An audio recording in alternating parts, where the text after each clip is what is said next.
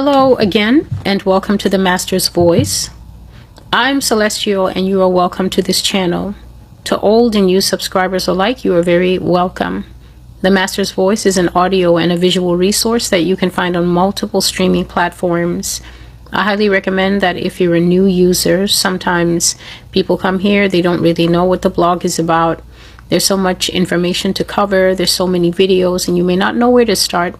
I highly recommend that you use the podcast option. Podcasting is a medium whereby, because you're more or less in the listening position as you're listening to someone put forward ideas and issues and topics, you will be a lot more likely to cover ground faster if you use my podcast option. And I'm on Apple Music, Amazon Music, YouTube Music. I'm on Spotify and SoundCloud. Those are the major ones. As well as there's other ones that you can easily find simply by typing the Master's Voice Prophecy Blog podcast into any web browser. I really recommend that you use maybe less popular browsers like Firefox or Opera browser or Brave or even Microsoft browser. Those would be easier for you to get to my podcasts than using the bigger ones like Google Chrome, and I think it's Safari. And the reason for that is because the Master's Voice Prophecy Blog is a place that is speaking the end times truth of the Lord Jesus Christ. But I'm speaking that truth at a time, in an era, and to a church and to a global audience that by and large does not want to hear the truth. People only want to hear the truth presented through the various lens that they've been looking at life all their life. And unfortunately, I'm not here to co-sign on anyone's belief systems or to, to comfort you in your way of looking at the world. And so the bigger platforms usually give people trouble when they want to listen to my material, when they want to share it. Even here on YouTube, you've probably been finding that you're regularly unsubscribed. You're a subscriber, you've been following, you click the notification bell to make sure that you don't miss any updates, and yet you keep finding after a day or two of thinking I'm not posting to find that I put up maybe 2 videos, 3 videos, and you didn't get the notification because you were unsubscribed. Maybe you've been liking the posts, as I've seen several people sharing in the comments. They'll watch videos and then they leave a like to let themselves know, I've watched this one. And then when they go back, they find that every single thing, maybe they've watched 100 videos, 200 videos, all their likes are gone. Bigger platforms are doing these things because this information is not wanted. They do not want you to get it. They do not want you to listen. They do not want you to change. I'm not trying to trigger any so-called conspiracy thinking, because I don't believe in conspiracy theories. I'm only interested with the truth that Jesus Christ has revealed to me. And many times, as has been exposed here time and time again, what people in America especially call conspiracy theories turn out to be nothing but the truth that the government and the larger establishment has a vested interest in making sure that you don't get it, that you don't listen, that you don't believe, that you don't get out of harm's way, that you do not change, that you do not start to question the world in which you find yourself as an American. And if you are not able to do all the things that I just listed, you are definitely going to find yourself a sitting duck. And one of the top, I guess you'll just be called whatever it is that falls to the side. You will find yourself easily harvested as we go deeper and deeper into the changes that are coming. So new people, I strongly advise you to get locked into a podcast. It'll help you catch up very quickly. And if you're an old subscriber, if you find yourself being unsubscribed, if you find that your bookmarks are being taken down, if you find that your comments are being deleted, if you find that videos that you try to save are mysteriously disappearing from your saved log, I can't tell you anything except the kingdom of God suffers violence, and the violent take it by force. You will just have to make stronger effort. You will have to maybe find yourself a little downloader, grab the videos that you want to grab so that you can have them in hard copy. I have all my hard copies, so the day that the blog is gone, I'm not going to really suffer any loss, because obviously I have to keep the Lord's originals safe. You have to understand that this resource, as I've been telling you for at least the last 2 years, is a limited time only resource. And the time that is limited literally is yours. If you come to the Master's Voice Prophecy blog and you waste your time here trying to argue with me about what you feel and what you think, I've made it quite clear that I don't care what anybody feels or thinks. You're not the ones who called me. You didn't commission me here. You're not the ones giving me the grace or the stamina to stay here as long as I do, doing what I've been doing for going on 7 years now. So if you're unable to clip yourself out of the listening agenda because you feel that you can't listen and you can't process information unless your viewpoint is heard, I don't care. If you're not able to accept the things that God says here because you think God wouldn't say that based on your black, white, rich, poor, American, foreign ideology, again, I don't care. The time that you waste here is yours. The time that you spend and invest here is also yours. And so what we're going to see as we get deeper and deeper into the end times is that some people are going to start having amazingly green gardens, that when they go to those gardens and start to pull out the fruit that they invested their time with and they eat that, they're going to find strength entering them. And then there's some people who have been doing scorched earth the entire time that they're here. They listen, but they listen with skepticism. That is basically like trying to grow a plant while keeping a little blast torch or a welding torch on it. You're bound to get nothing but a burnt up seed.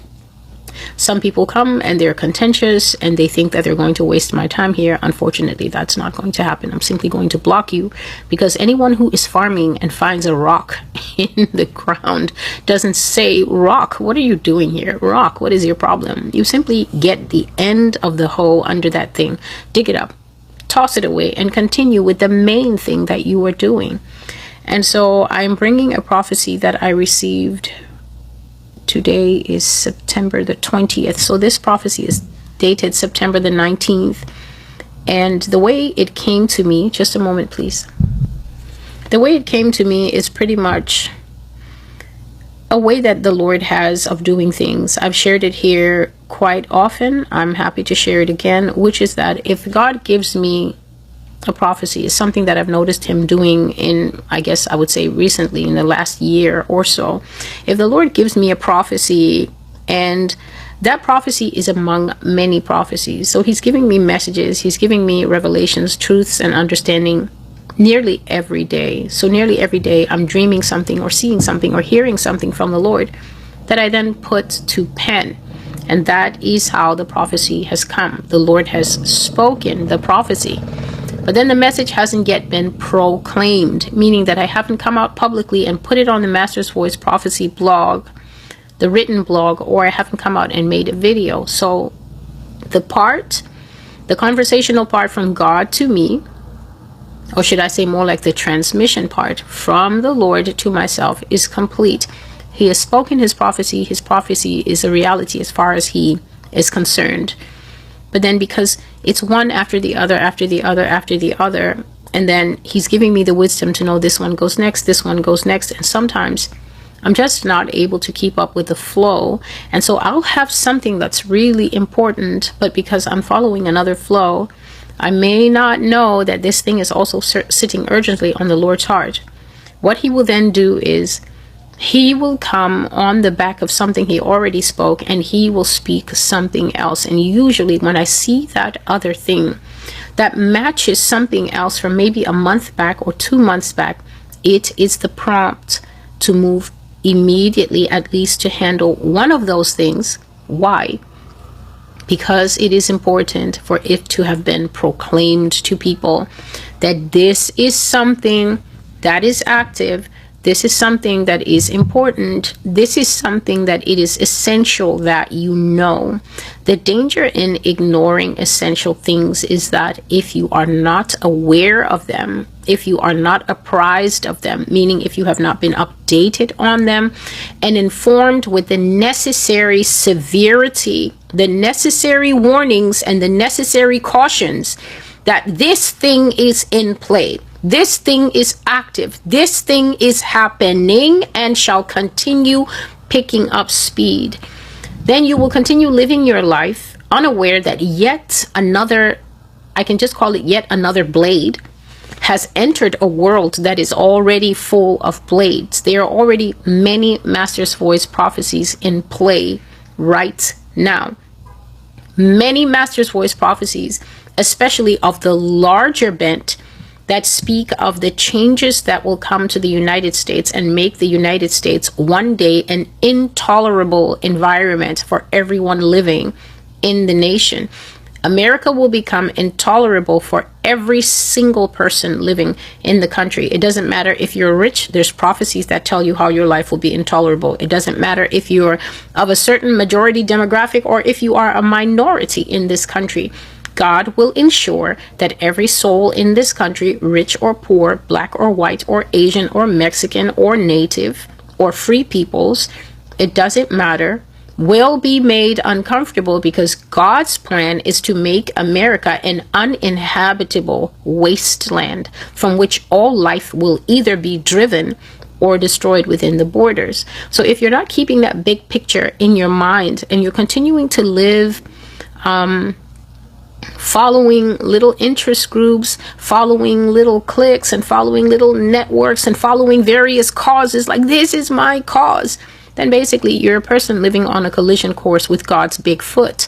One day he's going to plant that foot in the middle of many chests who didn't know how to listen, and then it's going to be a horrible time. And so this prophecy concerns women. This prophecy is a warning to females. This prophecy is, I pray, elucidation to females who at this time in human history are living in a way that is extremely questionable, living in a way as if, for instance, they have the same strength as men, they have the same speed as men, they have the same agility as men. There's something in the water that is rotten in the state of Denmark. There's something in the water that is informing the female of the species, women, young girls, basically adolescent girls even. We see this in the midst of them, that has made them forget that we are living in a time where men no longer see it as a bounden duty to adhere to certain norms. Men no longer see it as their job, for instance, to protect women. The only man who's going to protect a woman is the husband of that woman, maybe. Is the brother of that woman, far more likely. The father of that woman, we can't put any money there at all, because what fathers are doing to their blood daughters now, it doesn't bear a description.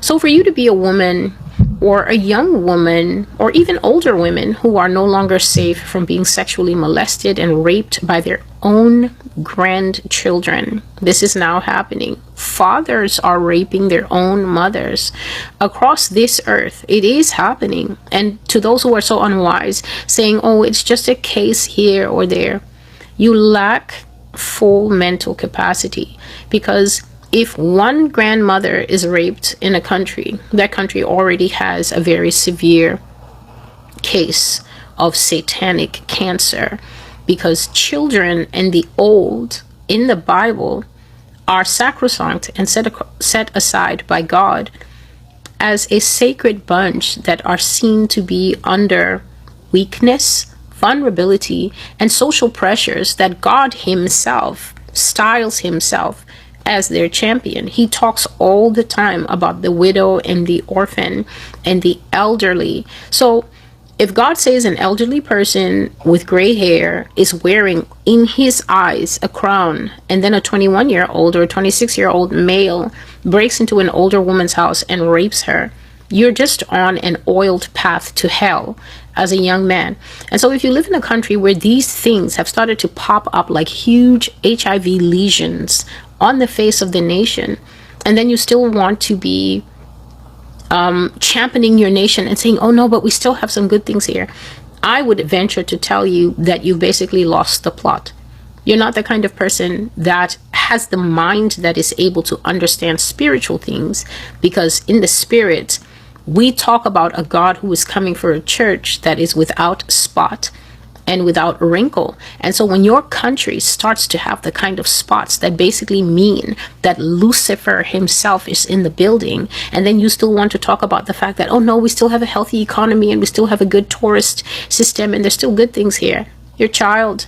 And this blog is not a place for children. And so women, This prophecy, I know that is going to hurt a lot of you. It is going to go to the core of some women. It is going to be what we call in these modern days triggering. And there is nothing that I can do about that. Just a moment, please. It's going to be triggering for a lot of the audience who listens. It's going to be triggering if you are a caregiver to someone that this has ever happened to. It's going to be triggering if you are the mom or the grandmother of someone that this has ever happened to. If you are a social worker who's ever experienced this, if you are the favorite aunt or the favorite cousin of someone that this has ever happened to, it's going to dig up raw wounds. And all I can do is tell you that in advance so you can try to take a deep breath and brace yourself. The truth of the matter is that though you should listen, because there's perhaps light in this message for you. There's also the way that God would want us to walk with wisdom. There's the way that parents can benefit if you have young children. There are certain things that you absolutely need to do, should have been doing. And this is sort of a very loud trumpet blast coming from heaven for us to be aware of the times that we're going into. And the fact that I received this dream just yesterday morning, right now we're crossed into the new day. It's September the 20th, but this dream is the dream that woke me up screaming, literally screaming on September the 19th. So the fact that God is bringing this dream and turning my attention here, it just proves something that I've always told to you here, especially in America, which is that God is not interested in what you're interested in. Right now, America is literally imploding on itself. America is having massive free speech debates that not everybody has the mental capacity to be able to follow along. And that's because most people, their brains are either cooked in red or cooked in blue. And so everything that happens, they can only process it through the rictus, which means the frozen stare of their red opinions, of their blue opinions. And this is the reason that America is basically going to shoot itself up, bomb itself up until it's so weak that Russia will just come and take it like a child's toy, throw everything of use in their sack, including the people, to be workers, and just leave the rest of the country here to burn. I've already told you that exactly as the Bible says, that Babylon will be the haunt of the wild animals, the wild beasts. All of the zoo animals are going to come out of their cages and be walking through Carnegie Hall. They'll be walking through Rockefeller Center. They'll be walking through Times Square. They'll be walking through whatever is a monument in your state. They'll be walking through whatever is a monument in your town. Whatever it is that you guys look up to, which is a prophecy I just brought now about tall trees. The tall trees will fall and the judgment of the tall trees. Whatever it is that is a symbol of pride in America, I promise you, a baboon, a giraffe, a hyena, or coyote, whatever is a wild animal here, as well as all your dogs that will be left here after Putin takes people to work in slavery in Moscow and Krakow and all the places to build up Russia as part of the punishment. All these discussions, you will have these discussions in Moscow and ask yourself, what was so hard about listening and closing our mouths and preparing ourselves in repentance to become the kind of people that God might have had mercy on? We will never know, because the incapability of listening to what heaven is saying is already underway. So right now, America is on fire, making for itself saints and martyrs of very poor fabric, may I add. And America's breaking down exactly along the lines that I was discussing in 2020 when I spoke of civil war, and 2021 when I spoke of the fact that the civil war will be the child of smashed up ideology and the inability to get along. So while Americans are basically fulfilling A People of Madness Part 1, A People of Madness Part 2, war is coming, prepare for war, the many words of God, which is the prophecy where the Lord first brought in the fact that ideology will tear this country and take it into war. God is talking about female safety. God is talking about child abuse. God is talking about unwanted sexual contact that destroys lives. And so please listen. The title of this prophecy is The Red Gloves, a story of those crushed in spirit. The Red Gloves, a story of those crushed in spirit. And that is exactly how the Lord presented this message to me. He presented it to me in a storybook form. And I have to tell you that if I never see a story like this again, I will be quite okay. This dream, I can only just basically call it a dream because I'm still here in New York City, and therefore I cannot prove that I traveled to this place. But the dream was so real that it was impossible for me to distinguish that it was not real life. And so when I woke up, God gave me the location of the dream, the country that it happened in, and he told me that it was set long ago. So I'm not talking about modern things here. The reason that I believe God set it long ago is to show how long such things have been happening. I think I should, just a moment, please. Okay, so he says that I should tell you in the beginning what the dream is about and then tell you at the end the wisdom that he has shared with me about it. So this dream is about child sexual abuse. This dream is about the destruction of trust in families. This dream is about how it's possible to be destroyed, to be literally destroyed in the midst of what appears to be a loving family. This dream is about how sometimes the worst predators are the ones that created you. The worst predators are the ones that you share DNA connection and kinship with.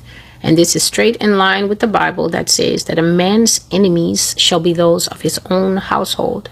The idea that you are living in 2025, and so many of my subscribers seem unable to take the next step in the thought process, in understanding that although a person may be designated mother, designated father, designated brother or sister, aunt or uncle or cousin, it is absolutely possible for someone who is bearing one label that marks them as family to also bear another label that marks them as a predatory, stalking savage that will destroy you, that marks them as a narcissist that will destroy you, that marks them as a jealous entity that will never be satisfied until they work to bring about your downfall, or until they work to participate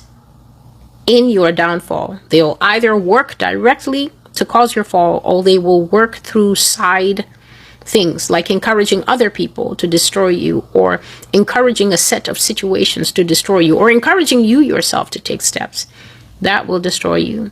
I'm going to read one Bible verse that the Lord gave me. He gave me a piece of it and I went and found the whole thing. I'm going to read one Bible verse at the beginning of this prophecy for your understanding.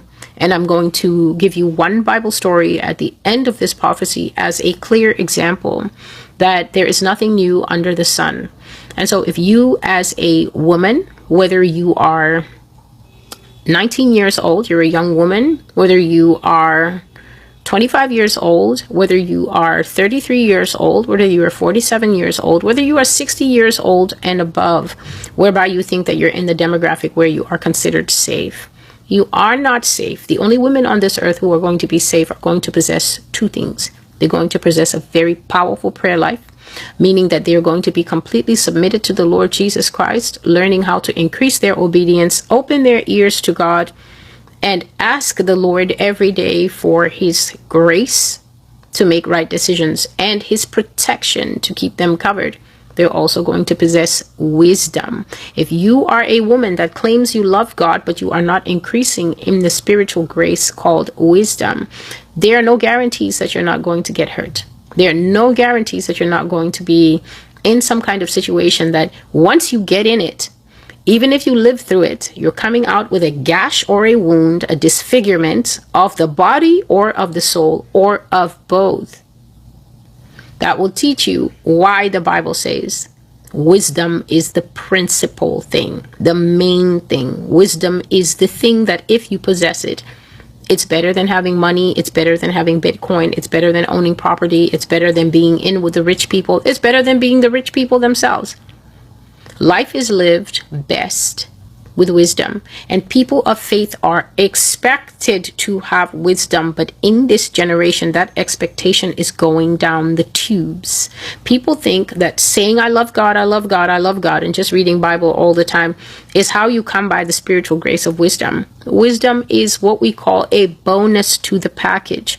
You have to seek God for it. You have to ask him for it. You have to submit yourself to the wisdom of others when it comes. A lot of people, especially women, love to puff up their chests and say nobody should teach me, and I don't like this. A lot of women have a problem with excuse me please, accountability. They want to only hear coddling words. If something happens to a woman, she only wants sympathy. Women do not seem to be very good with being willing to walk the path to examine how they got into the places that they got. So when they get into certain places, they're telling you about it. They just want sympathy. They just want to hear, I'm so sorry that that happened to you. While that has its place, that is necessary for comfort and that is necessary for healing. The problem is that if you do not methodically walk the path that got you where you got, you are doomed to repeat those exact steps, and you will find yourself back in that situation again. And so the prophecy is called the Red Gloves, a story of those who were crushed in spirit. I had this dream September 19, 2025. I dreamt that there was a most beautiful little girl in a family that had 4 children. I didn't see all the children gathered together at once, except at certain points later in the dream. What I was working with was I would occasionally see the older brother excitedly lacing up his boots to go outside and stomp in the snow. What I would occasionally see is the younger brother, not even the full body, maybe just a young boy putting on a coat. You know how they used to wear those kind of Hansel and Gretel coats in the old days? Something like that, but not as far back as that far back, the Brothers Grimm. But I would see a child putting on a pea coat and excitedly wrapping thread around a spool in preparation to go outside and fly his kite. And so just by putting scenes like this in front of me, I was able to build a picture in the beginning of the dream that there are 4 distinct children in this family.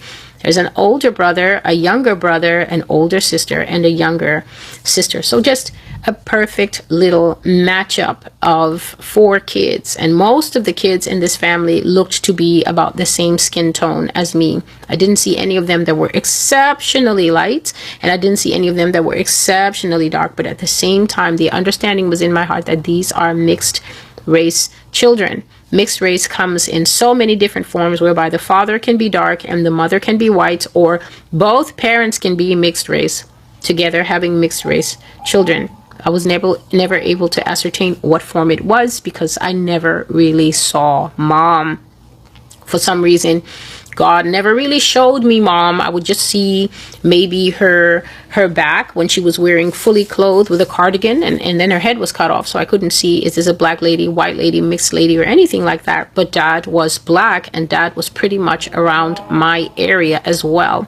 And these people, it was not a dream that was set in America. In the end, God told me that this dream was set in Denmark. This dream is a dream of basically Danish people, which surprised me because I guess I didn't know that black people were native to Denmark, but then there you go. So it was a black family, and they lived in an area that you would say was a kind of cultural mix. Africans were living there, Caribbean people were living there, more bohemian white people that don't mind living in a mixed area were living there. But this was a nice and an upmarket wealthy neighborhood. I have the prophecy in front of me, but basically this dream is so fresh in my mind that I don't really need to look at it except for occasionally guidance.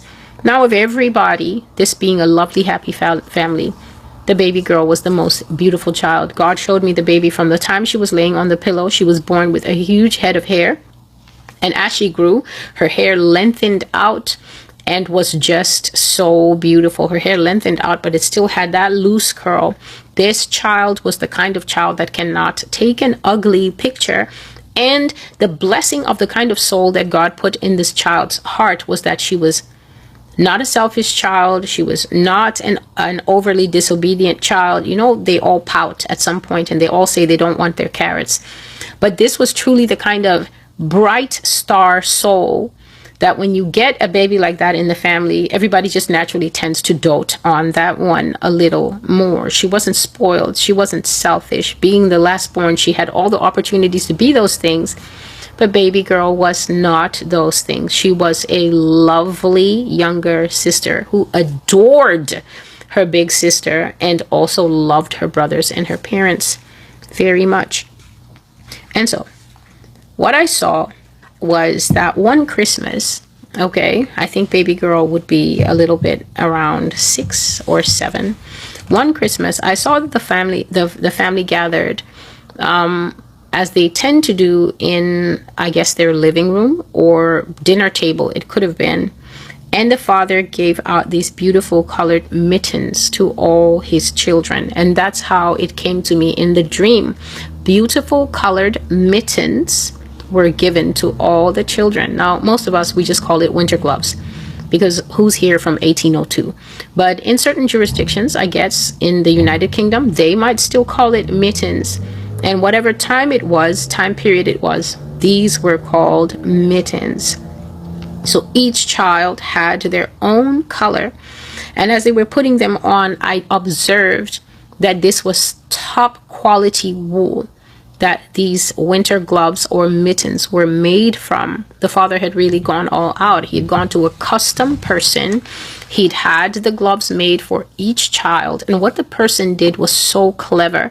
If the person was making, for instance, the older boy got blue mittens, but what the person did was that she knitted them and there would be a line of navy blue next to a line of lighter blue, like royal blue or sky blue, almost together. So she knitted them, each line a darker color and a lighter color together. And what you got when the winter gloves were done was this amazing kaleidoscopic effect that if you turned your hands, your gloves were dark blue or light blue, depending on how you did it, because she also ran what looked like a thin silver thread. For the girls, it was a thin gold thread between the gloves. These gloves were beautiful, beautiful, and each one came in a long box, almost the way you would get an expensive watch. Each pair of gloves or mittens came in a long box, custom with the person's name on it. And then when you opened it, she had a small tag in each glove to let you know whose name it was. And so I saw that each child got their own color, and that when they took them out, the wool and the workmanship was very beautiful to the eye. And for the girls, their mittens were laced with sparkles, and the boys had a thin thread of something shiny running through it, so that for all the children, the mittens almost glowed in the light of the house when they put them on. I saw that all these children were very thankful. Their father gave them other presents. Their parents gave them other presents, of course. So the mittens were not their only presents, but the mittens were the presents that the father gave at the end. So just imagine all your gifts. You've had them, you've opened them, dinner is over. Everybody's like, ooh, and ah, and ah. And then you get these hand decorated mittens. And so he would always take them out. He took out the gloves and then he would do it like a game show, presenting, and starting from the oldest boy down to the baby girl, he gave them their mittens, and each child screamed with delight when they opened the box and saw their color and what they got. And they were so thankful. Started shadow boxing in them. Obviously the boys and the girls they ran to the window to hold up their mittens to the fading light to see the different colors. The oldest boy got blue, the younger son got green, the oldest sister got gold, and the baby daughter, who looked to be about maybe 6 or 7 years old, she got a strangely deep russet maroon red shade that really, I thought it was a little too grown up for her. But then again, she seemed so happy with her mittens, and she said something like, "Father, Father, I love them, Father." And she jumped up and she ran to her dad around the table and she gave him a kiss and a hug. And he kissed her back, he fluffed her hair, and then he said, "Oh," as all his children came running around the table to jump on him, and they were hugging him and kissing him with so much thanks for the gift that he'd given them for Christmas. And then the dream changed, and I saw this man sleeping with his baby. I saw this man hunching on his baby daughter. I mean, full on penetrative sex on his daughter while she held her two tiny hands to her mouth. And he had pulled up a burgundy red night dress. Okay, you know the kind of night dress? There's ruffles here. There's ruffles across the chest, hanging here. There's ruffles at the shoulder, ruffles here, ruffles at the side, one row of ruffles at the bottom, and then a panel, and then a longer row of ruffles. He had pulled all that up to about her chest area so that her upper body was exposed. And he was sleeping with his child, who was not yet 9 years old.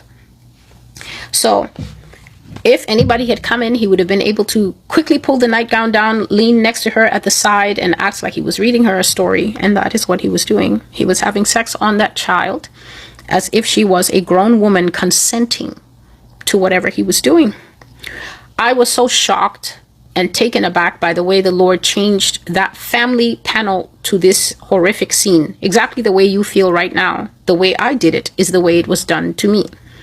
And so I was so taken aback by what I was seeing that I wanted to scream. I wanted to cry out. Afterwards, that man got off her and he went to a halfway bathroom on their top floor where all the bedrooms were going off in different directions. There was a full-on bathroom in the hallway, and he stopped there and he washed off. Then he went to his bedroom and he climbed beside his wife, who was honestly fast asleep. He stroked his wife's hair for a bit, looking at her, and then he turned on his side and he went to sleep. Now, from that moment on, I became sick in the stream. I was now stuck in the stream as an observer. I was sick in the dream, wanting to come out, but I could not come out. I was stuck in the dream the way you are stuck in the cinema when you realize halfway through the movie who the killer is, but the people in the movie don't know. And so you have to sit there and watch him killing them one by one as if you are a silent witness to his dark secret that they haven't yet figured out. And so the picture rolled and would be about 13 years old for baby girl. And the children all came clamoring to the table because dad was there for his presents. Presents were given, and then the glove colors came out. Glove colors were different for everybody that year, except baby girl. Her older sister got silver gloves. Her brothers one of them got this really nice kind of bare brown that was shot through with yellow markings. And the other one got what was put in my heart as lightning black, in that his gloves were mostly black, but all through the knuckles and areas where he would move his hand, it had silver thread. And so he really looked really good in his gloves. And the boys, being older now, they loved these more mature colors of mittens. They got other presents, but as always, when the mittens came out, everybody was just saying, "Wow, Dad, wow, thank you." And this is how you know it had to be long ago, because there's no child on the surface of the earth that's getting excited over winter gloves. You give that to a child now, the look that they would give you of betrayal, like, "Woman, do you even know me? Sir, are you really my parent?" But these children were excited about these mittens. Everybody was saying, "Thank you, it's what I wanted." But the baby daughter got burgundy red, russet red gloves, and her face fell so bad in disappointment to see her brothers and sisters getting different colors while hers remained the same. Yet she was a polite child, very angelic, although she was carrying a painful secret. And then the scene changed again to the father raping her in her bedroom, covering her mouth with his hand this time, while she was fully unclothed, wearing nothing, and he was wearing nothing too. The little girl was screaming under his hand, but the way that he had pressed his hand on her face, covering both nose and mouth, it showed me that this man didn't even care if this child choked or asphyxiated before he finished doing what he was doing. When he finished, he leaned to the side and he said something in her ear, like he always did. As she cried and cried and cried, he got up, dressed, and went over to the hallway bathroom to clean himself before going to the bedroom. I think this bathroom was the only bathroom on the floor that all the children would use and share, because whenever he would go into his bedroom, I would see a light on in the ensuite bathroom, meaning that he had his own bathroom, but he declined to use it because the running of the water would wake his wife. The pictures began to fly by more quickly. Some years, the father did not give the children mittens for Christmas. He gave them other gifts, and they were always happy to have them.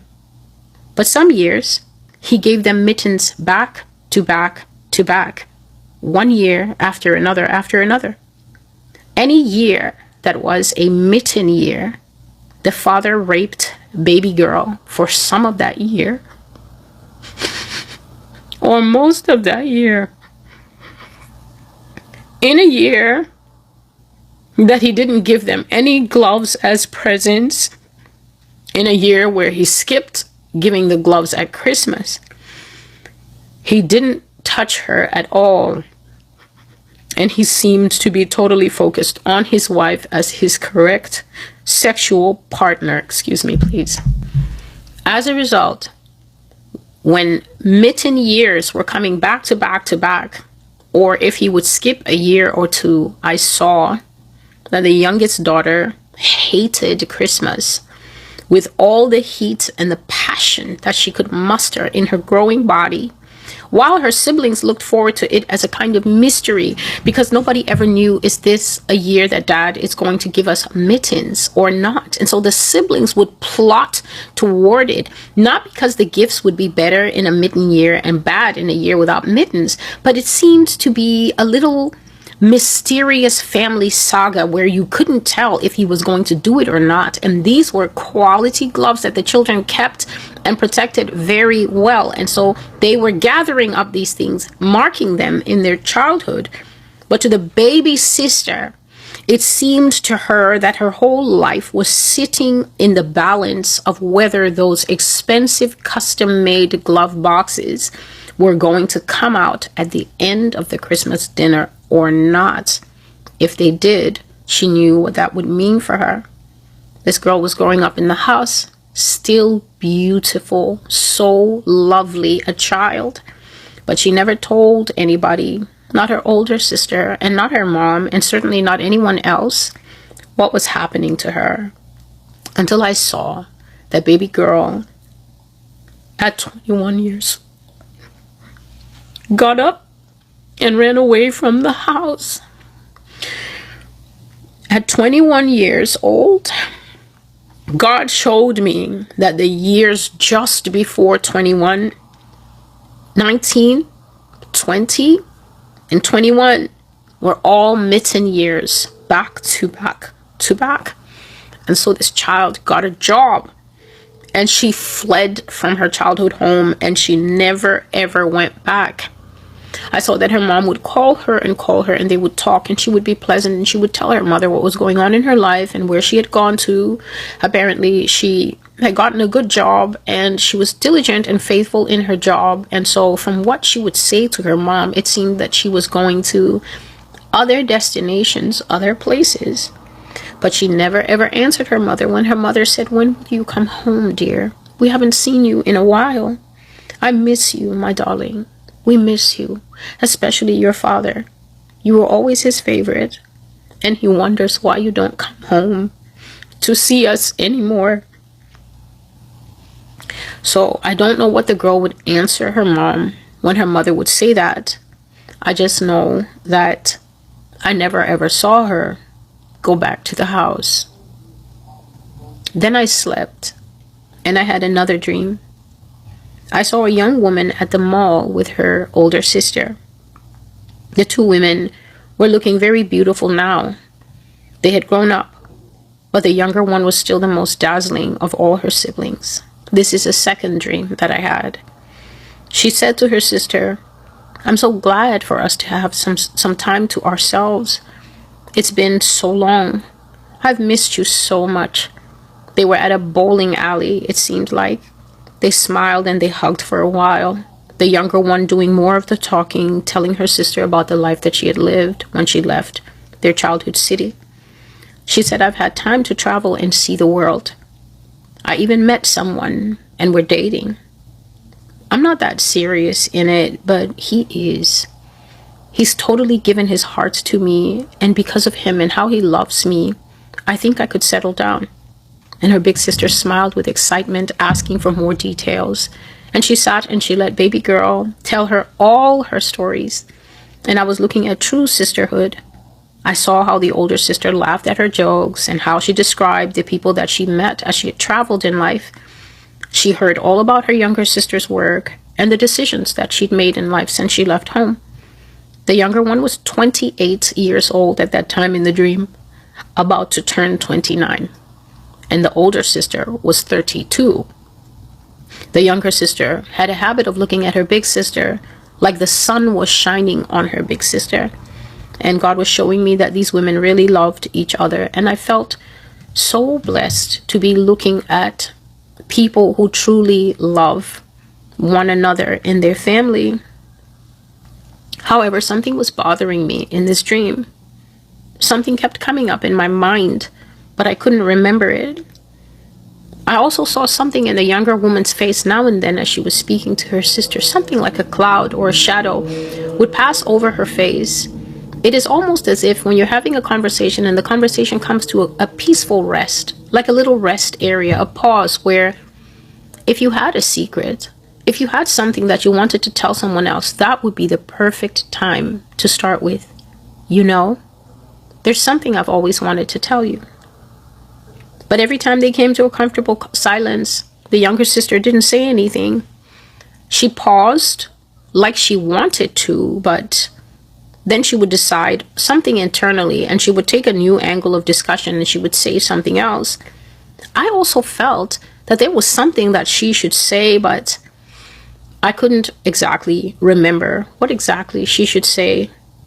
Every time I turned to try and grab that thought of what she should say, it ran away from me. I literally saw it running like a person off into the darkness, like something that didn't want for me to see it.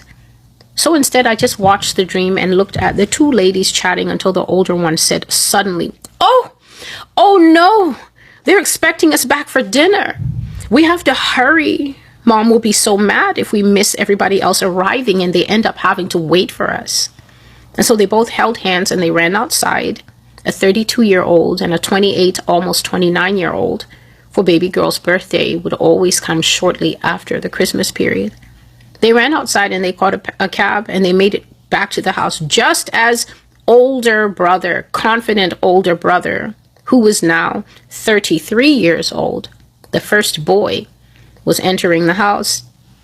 Everybody else gathered in the living room, talking at a mile per minute, laughing so long and loud that honestly, you could tell that they hadn't seen each other in a while.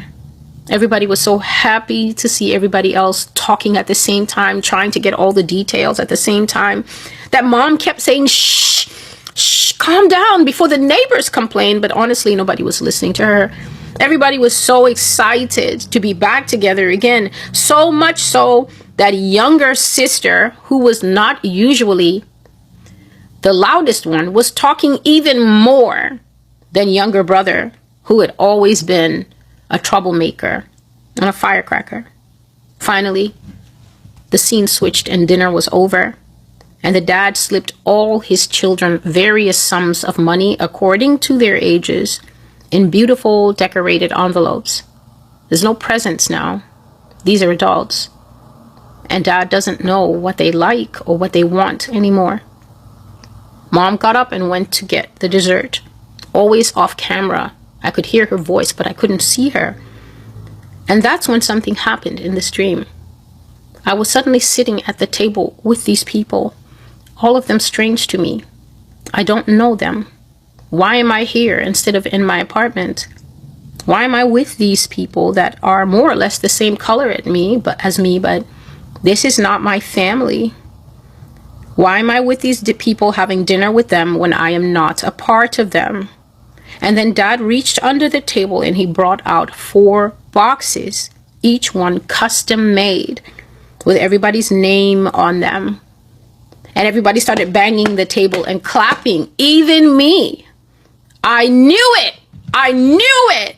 My older brother said, the oldest brother said, I knew it. He looked triumphantly at each and every one of us. And he said, I told you that Dad wouldn't see us coming home after so long and not have something special for us to remember this year by. He looked so triumphant, as was his way.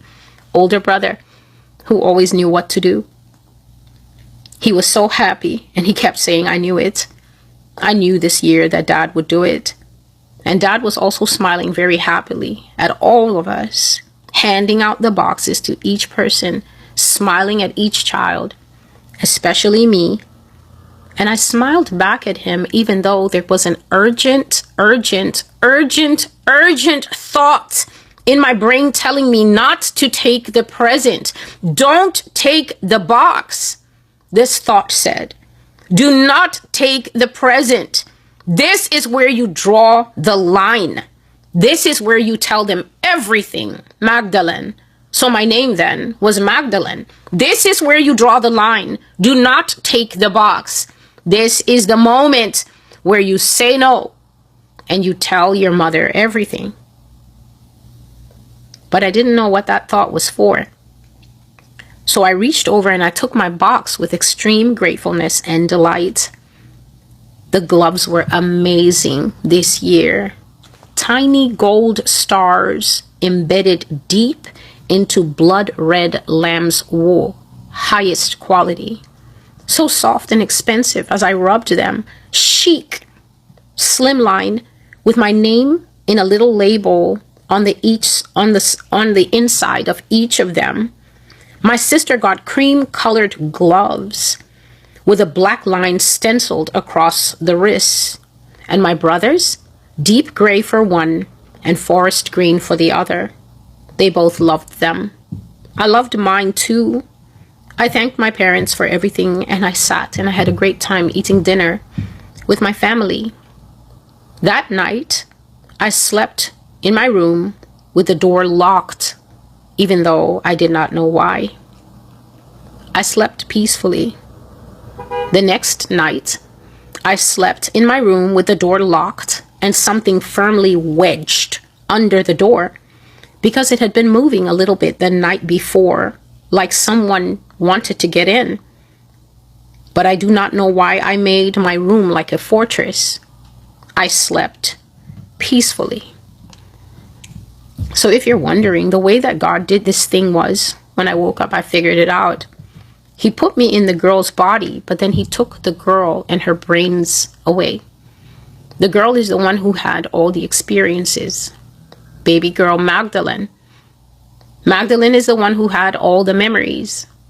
But God took away Magdalene, and he took away her mind that knew everything.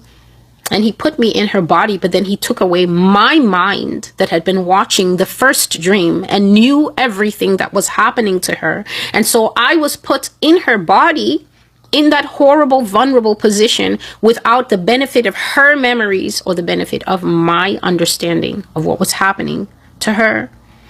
So when I got into her body without her brains or my brains, I didn't remember anything that I had seen of that poor, destroyed little girl's father and what he had done to her across all the years of her living under his roof.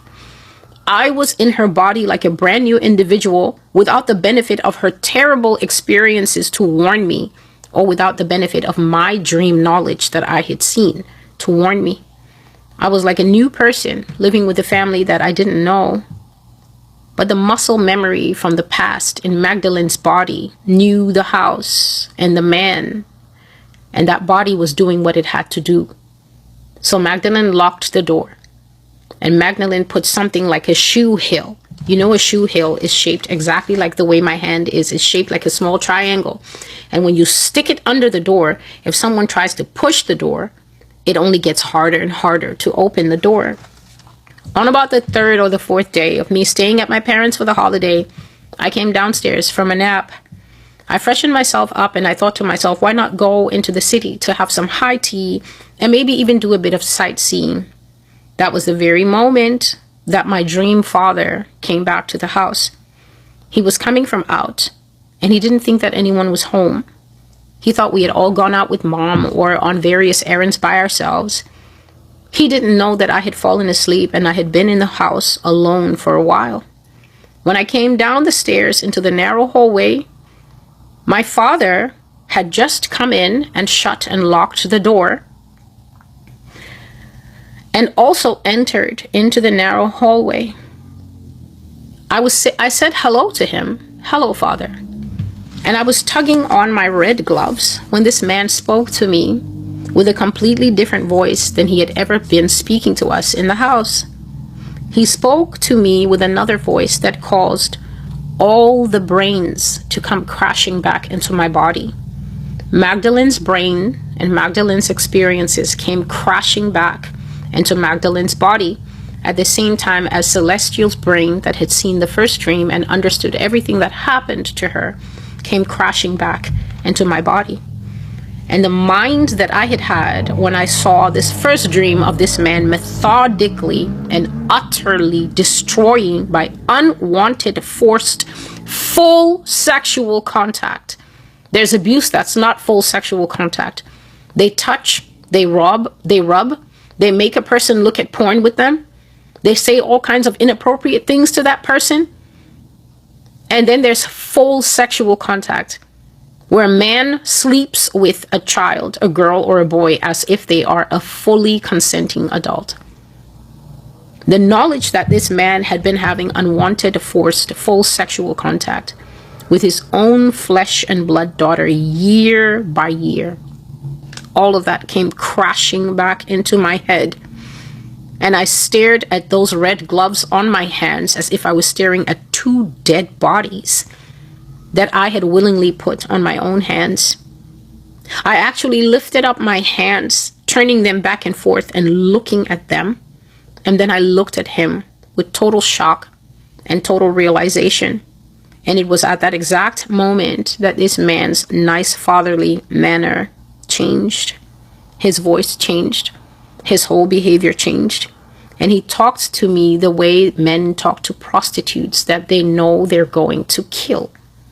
Men go to prostitutes to buy sex, but there's a kind of whorehouse where it's an extra high cost if you end up killing the prostitute, but they're not going to stop you killing the prostitute, and they're not going to stop you coming back unless you kill one of the very, very popular girls, the ones that bring in the most money, the ones that are most exotic, the ones that have the most skills.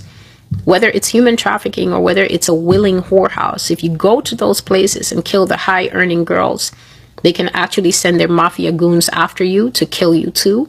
They can chop off your hand for costing them money that they know will be very hard to replace. Or the fine that they will give you can bankrupt you, and if you don't pay it, they'll send the mafia goons after you to kill you. The way this man spoke to me in that girl's body is the voice of a man who knows that he can kill the prostitute and he can just pay the extra that they're going to add to his tab.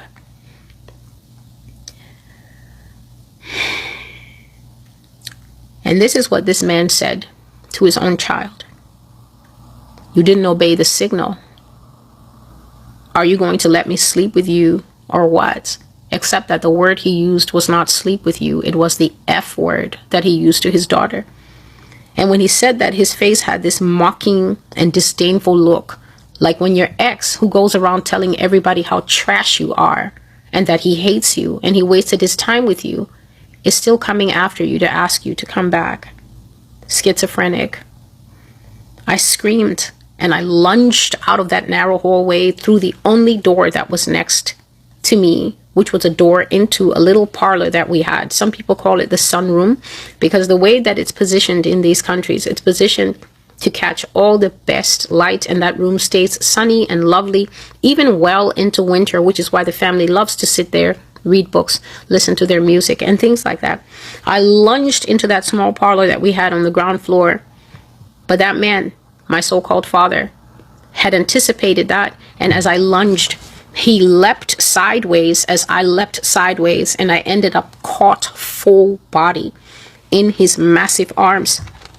He caught me full body, my whole self trapped by a huge man that was bigger than me. And that man started mock dancing with me around the parlor, holding me with my arms stuck to my body like this, whirling around the parlor with me, saying again and again, "You've been away so long, my darling. Where were you? Did you forget me? Did you forget your dear father? What were you doing? Were you with other men? Have you been laying with other men? You didn't obey the signal. You locked your door, my dear. You didn't obey the signal." And I'm going to put my notes aside here because I will continue the rest of the dream from memory. I only had it less than 24 hours ago. As this man was moving me around the parlor, I was fighting, and I was fighting for my life. The parlor had 2 sets of windows. 2 of the sets were facing inside the yard that we had, the house that we had. This house, by the miracle of God, was on the corner. And if you've ever had a corner house, you know that the only way to protect your house from the literal street where people might see you as they walk by is to build yourself a tall fence. But the thing with the parlor is that they built the fence whereby on one side there was a gap between the house, but on the other side it was against the municipal law to have the fence there. And so 2 sets of the parlor, one faced the wall. If you looked out of the window, you would see our tall and protective wall. If you looked out the front, you would see the basic main high street, but there was a shutter that was always kept down for privacy. But towards the back, because the city wants you to keep your building flush with the street, that window faced into the actual street. So as he was dancing with me and mocking me, these windows were very strange windows I've never seen before. The windows had a key that you had to turn twice, a literal key hanging there, a small key. You had to turn it and turn it again, and then the window just spring-loaded itself and went up. When he was dancing and being crazy with me, my hand turned the one that faced into the wall, and the window went up.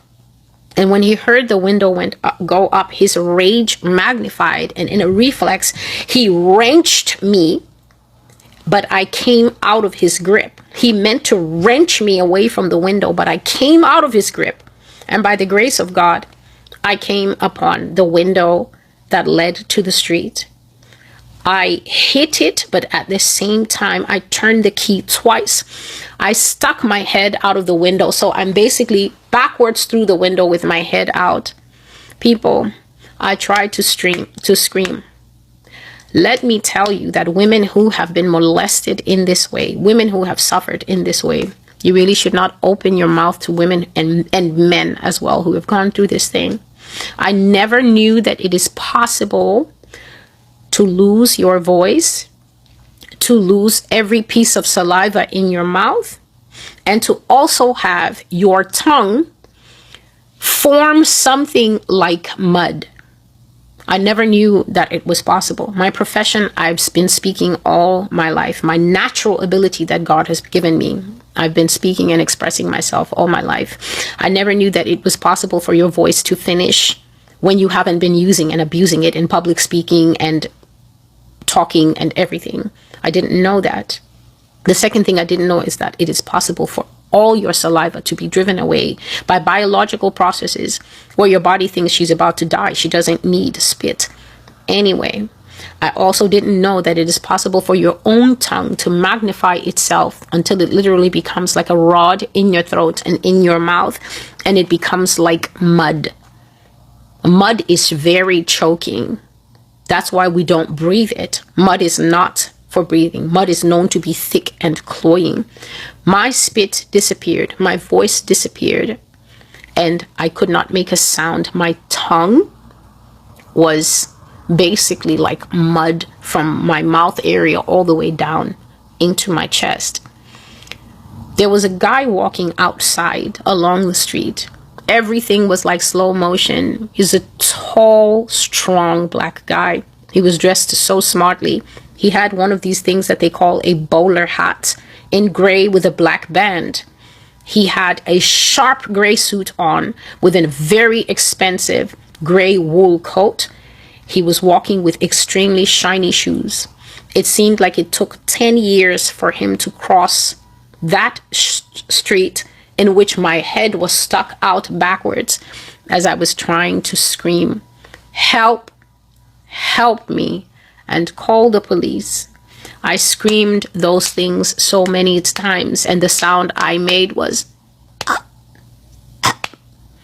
me, call police. I felt these things in my actual sleeping body. I thought that was it for me today. I thought I'm going where so many millions of women have gone. Because I'm stuck in this dream. I can't get out. I don't know where God is. And this man, seeing that I could not move, I could not talk, many times he had probably observed Magdalene like that, unable to speak, while he was violating and destroying her very soul, crushing her in spirit, this monster. He wasn't even trying to pull me out of the window. He was humping on me while I was in the back in the window, saying to me, "Oh, my dear Magdalene, it's been so long." I was trying with everything in me, and I thought to myself, this is it for me, because this girl is not even here in this body. This is me. And then the dream, the force, the pressure, the man, the alley, my head, that window, the guy disappeared, and I was screaming with actual full voice. I woke up this morning screaming, actual screaming. I know my neighbors heard it. Police, police, call the police, call the police. I was screaming for my life, sitting bolt upright in bed, giving it the whole 10 tonnage that my lungs are capable of. It was a couple of seconds before I stopped screaming, "Police, police, call the police. Call the police. Call the police."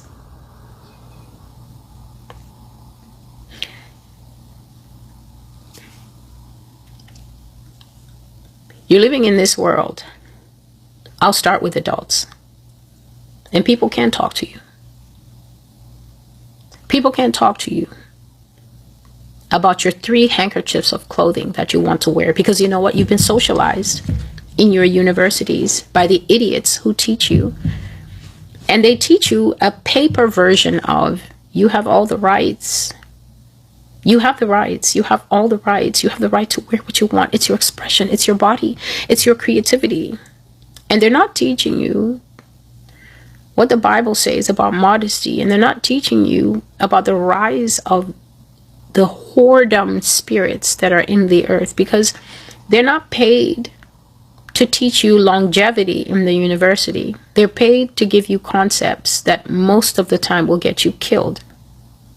University used to be a place to go to get an education and to be made more wise than you are. But now university is a place where you can easily get socialized to ideas that will make sure that you never see your 40th birthday. A lot of young women today, they have no chance of reaching 40. And you know that I'm telling the truth, because we all see their obituaries on TikTok every day. Every day it's a 21-year-old. Every day it's a 36-year-old. And she's left this world through the violence and the hand of her father, but more frequently through the partners that she chooses. This dream that God gave me feeds exactly into the dream that I was looking at before I went to bed. I was going through the prophecies to see if I've left any of the California prophecies out. As far as I scrolled before sleeping, I don't think I missed any, because it's extremely important to God that America knows that California is going to break off and fall into the sea. So I was checking to see that I hadn't left any of them done. And then I saw a dream from August that I don't even remember having. And I opened the dream because they don't have titles until Yah is ready to give them a title. I opened the dream because I could see a few lines, and I thought, what is this? And I started going through that dream, and it has 3 different dreams in it, 3 different levels of 3 different things that don't have anything to do with each other. And imagine my shock when the longest dream, the last dream, relates exactly to what I'm talking about here, but on a far wider and a far more global scale, because Magdalene was still alive. Magdalene ran away. Magdalene carried her damage, and Magdalene eventually saved herself. But the dream that I'm going to do later, nobody gets saved. And the dream I'm going to do later is so violent that God, in his wisdom, didn't actually present it in a way that it will be flowing blood and flowing female body parts and flowing female necks, female broken necks, and female everything. God presented that dream in a parable form, but the problem is that I'm alive at a time where the women don't care for parables. They don't care for wisdom. They don't care to listen. They don't care for any voice except the loudness of their voice and snapping their fingers as they listen to Shira 7. If you don't have any interest in seeing Jesus come back, then you don't need to listen to me. Something will get you as a female, and that thing is most likely going to be a man. This dream is the most heartbreaking and graphic representation of something that people around the world are going through every day. This dream is the story of millions of women, perhaps hundreds or maybe even thousands of them, staring back at me right now from this broadcast. This is your story. This is your father. This is your path. And right now you are living crushed in spirit because someone took his size 12, size 10, size 13 shoe and stepped on your rib cage before you were even 9 years old. He took you and substituted you for your mother. In some households, men have ran through all their daughters. I saw in Africa that they had taken a man and they had beaten that man so bad. His wife came out and was protecting him. His wife came out and was shielding him. And the community was saying, "What kind of demon are you?" to the man and to his wife. They were asking her what kind of demon shields a demon. And she was saying, "He's been a good husband to me." And they used their language, or they used their euphemism, because they were translating it. The person was putting subtitles on it. The man who was the chief beater said, "What kind of man eats all his daughters? What kind of a man eats all his daughters?" And then he turns to the wife and he says, "Are you aware that this man has eaten all your children? Are you aware that you do not have a daughter who has not been touched and slept with repeatedly by the father?" And this woman dropped her head, letting everybody in the circle of beaters know that she did indeed know, and she was still standing by her man.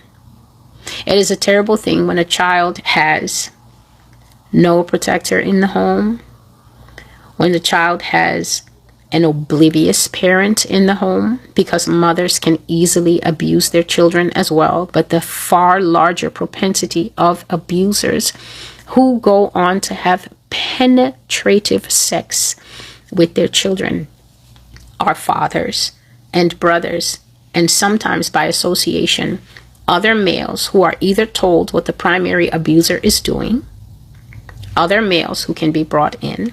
Right now, the Menendez brothers are sitting in prison because their father sodomized them until they basically lost their minds. Those men were not justly sentenced. Those men have been unjustly denied their bails. Their father was a methodical, planning out psychopath demon, the way this man in the story was. The Menendez brothers' father had plans, he had strategies, he had methodologies and ways that so destroyed the psyches of both his sons that if he said certain words or acted in a certain way or had a certain look. Both of his sons knew that they were about to be sodomized. Just the way Magdalene knew that if her red gloves appeared at Christmas time, her birthday, and for most of the year afterwards, she was not going to have any peace. If there were no gloves at Christmas, Magdalene would be absolutely left alone by this man. He had no interest in her. He treated her exactly like the other children. He treated her exactly the way a child would. If he came near her and she flinched, all he would do is pat her on the head and walk away. He would be a normal dad for that year. He is the one who decided when he would be crazy or not. He is the one who decided whether he would turn into Ted Bundy or not. There are a lot of people in this world who have been denied their justice. There are a lot of people in this world who have been denied their justice. And if you are one of those people, and you have never been to Psalm 109 to see what it says, and to incorporate that into your prayer life, because of some weirdo beliefs in America that back to sender and petitioning the God of heaven for justice is not allowed, then you are just another product of American socialization. And what a pity it is to be socialized for America, because it is quite clear that America doesn't know anything. Everything that the psyche of America knows is exactly what it says in the book of Genesis, chapter 6. The only thought that was in their mind was to do evil all the time. Imagine having your worldview shaped by a nation whose ideology is evil all the time. What is some of the evil? It is evil to call wickedness good and to call good wicked. It is evil to deny justice, powerful justice, penetrative justice to those who have been destroyed. It is evil to be a nation that protects networks of rape gangs, grooming gangs, and pedophiles simply because they sit at the top and they have all the money and they can buy off whoever they want. It is evil, the types of weak sentences that rape is being given. It is evil to find out that some of our justices are getting shot because they're requiring forced sexual favors from all the people that they're about to sentence in exchange for lowering the sentence or commuting the sentence altogether.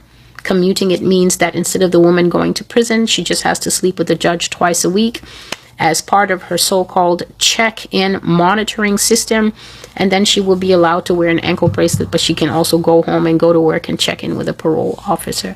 They shot a judge like that, either in 2024 or earlier this year. He's one of the fulfillment prophecies that I have to do when I do the prophecy on Judge Subramaniam and Judge Sotomayor. There are demons who have brought children into this world for no other purpose than the fact that they wanted a sexual partner and they knew they couldn't adopt, and so their child was the best option. I saw someone on TikTok with these two eyes asking in her video, why are so many of you upset and pressed? Pressed means extremely agitated, extremely angry. Why are so many of you upset and pressed at the idea of a child as a fully aware sexual being? A child is not a fully aware sexual being. A child's brains are so scrambled that they can think wearing the same raincoat to every occasion in their life for 3 months is perfectly okay. Not only are children not fully aware, they are not sexual beings, because the Bible clearly tells even grown adults not to disturb the waters of sexuality until the time has come, and the time is only in your set marriage. The problem is that we are looking through the eyes of God way, way back. In Amsterdam,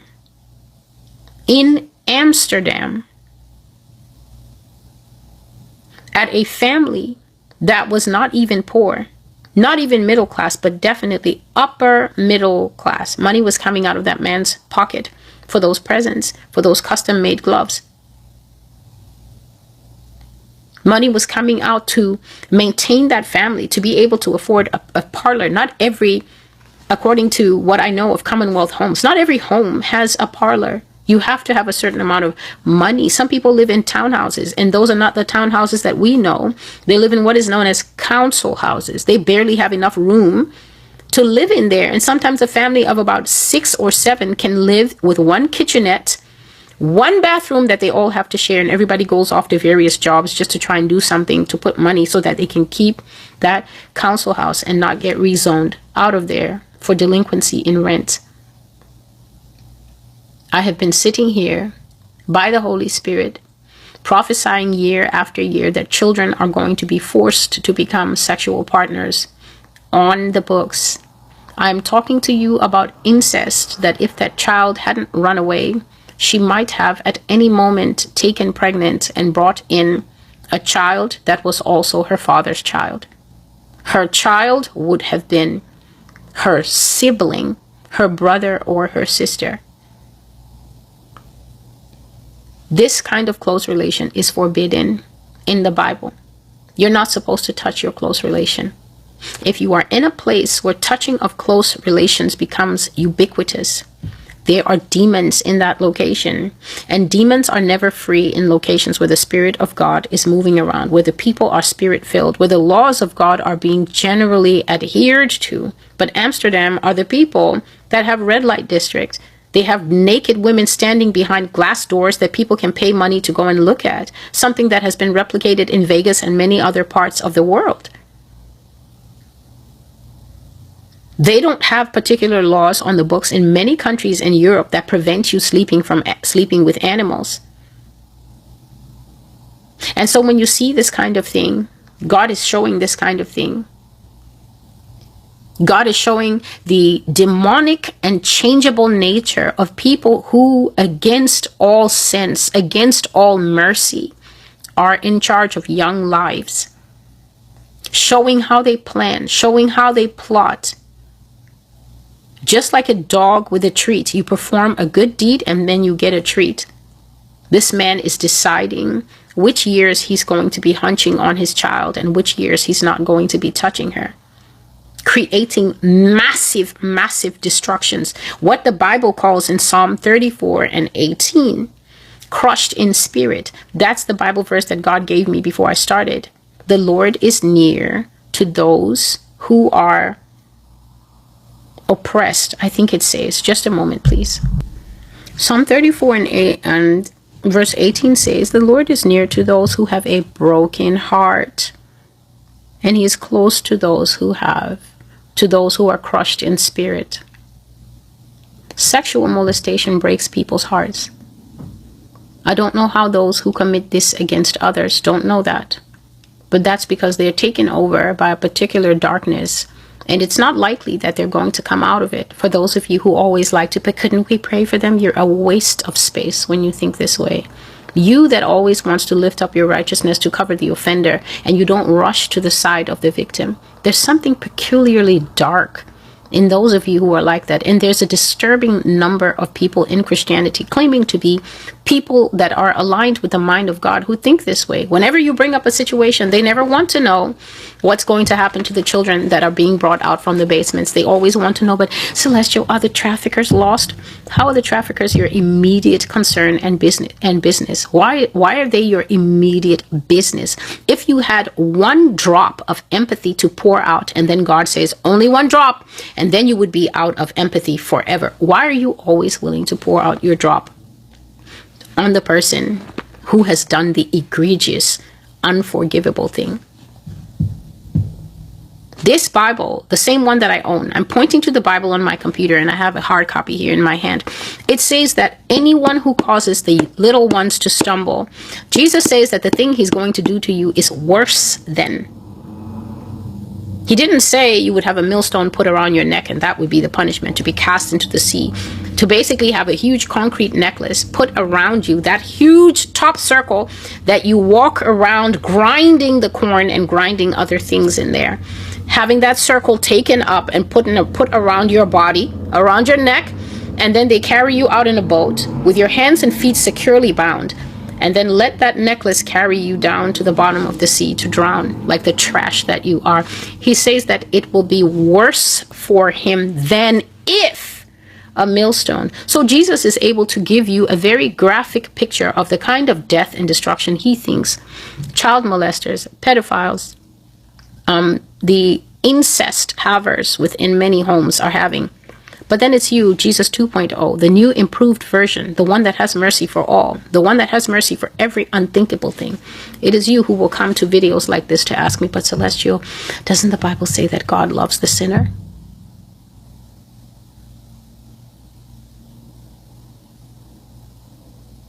Crushed in spirit. Sexual abuse is like a bomb going off in a very small space. The human being is, at best, a very small space. We know that the human being is a small space because if you leave people alone enough and you stress them enough, they can kill themselves. If the devil gets a human being alone enough, he can make that human being delete themselves, as the children say, destroy themselves, complete and total, utter suicide. It is possible to show you that the mind of the human being can be made into such a narrow and a small and a tortured space that people stop thinking properly, and then they start to think that it would be better if they were not here anymore. That's how small and contained the space of a living human being is. And then into that tiny space where formative processes are going on. Do I like red? Do I like purple? Do I like green or blue or silver? What do I want for breakfast today? Which of my puppy slippers am I going to wear today? That is where you will now come and put full adult penetrative sex on a small child. And then the mother in the house will act like she's not seeing it. The grandmother in the house will act like she's not seeing it. Why? Because she's making economic trade-offs. If I talk about this, they'll take him and put him in jail, and then he's the primary breadwinner. There are some women, their sons have married women. So grandmother, or yes, grandma, her son marries a woman, and she doesn't like the woman. Then her son begins to abuse the woman's child. Then she's watching with interest and glee. She's happy to see that little girl getting destroyed. She's happy to see the mother going around asking for help, appealing to the grandmother. I believe your son is doing this. And then she says, not my son. My son would never do that. My son married you, didn't he? He has a wife. There's a woman in the house. Why would he want a little girl like that? But all her instincts can see the destruction of the child.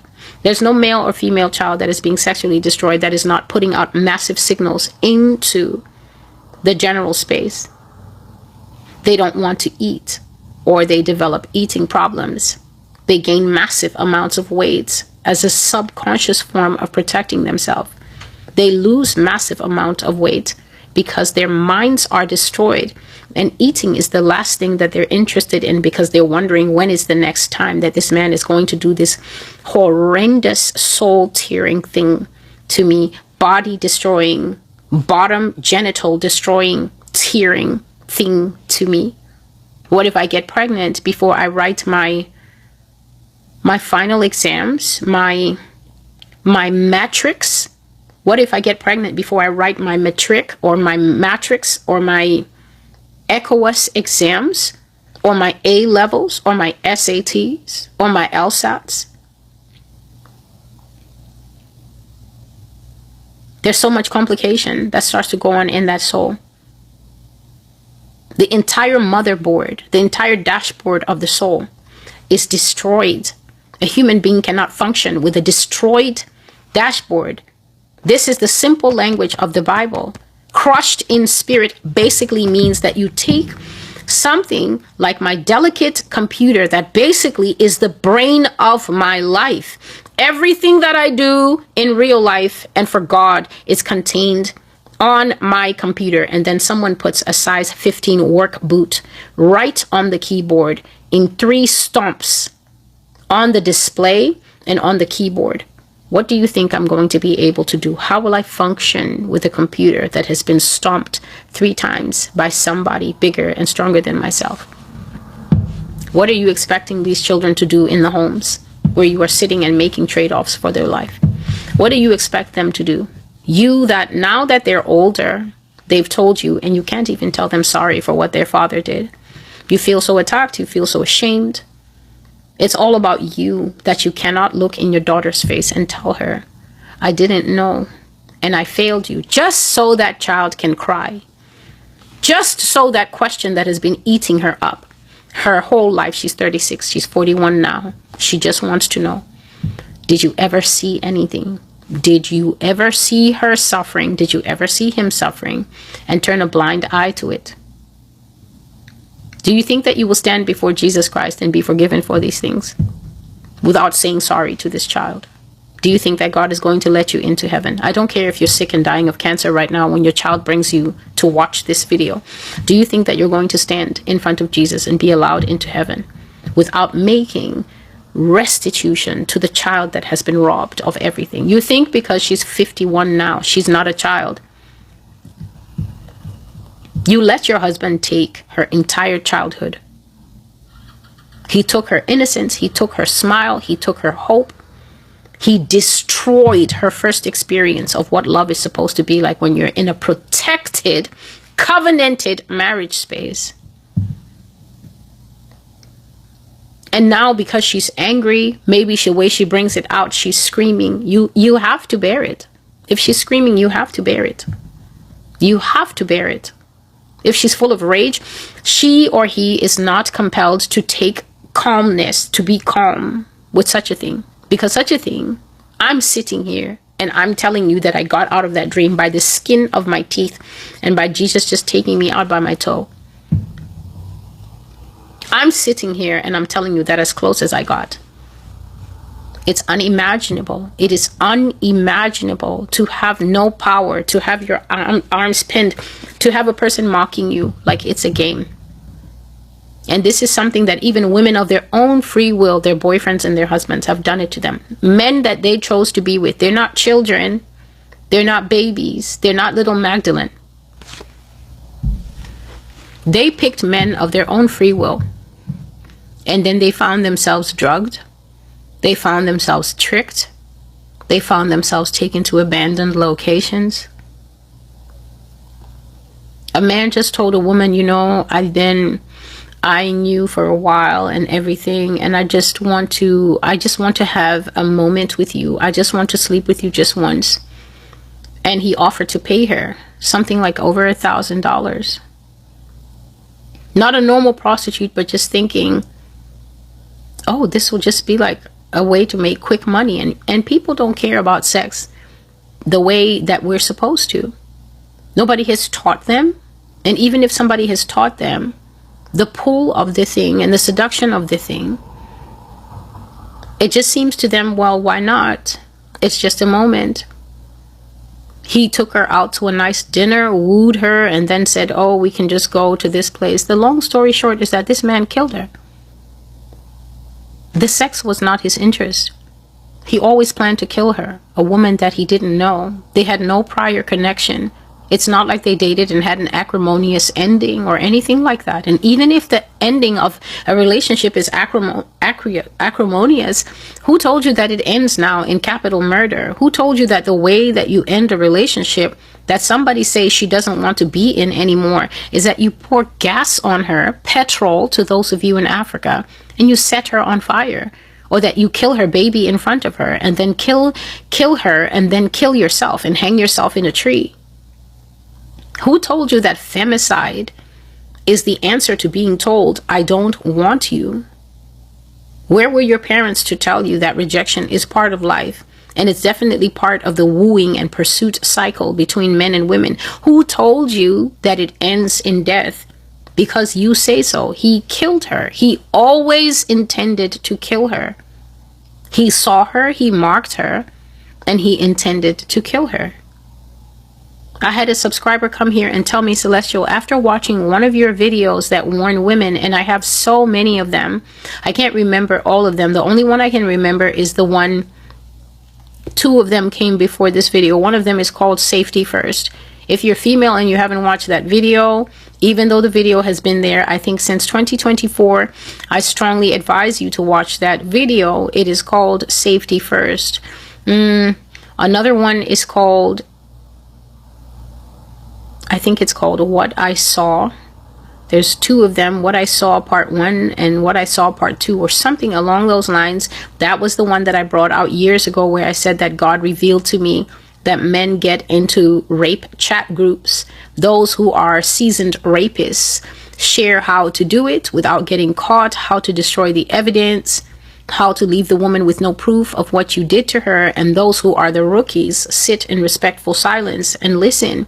And then 3 years later, because I think I brought that prophecy out in 2021 or 2022, 3 years later, one of the biggest cases that has broken is that Dominique Pellico was part of a rape group, or maybe there's separate instances, but Dominique Pellico was part of a rape group, yes, that was bringing men. He brought hundreds of men over like a period of years to rape his drugged wife.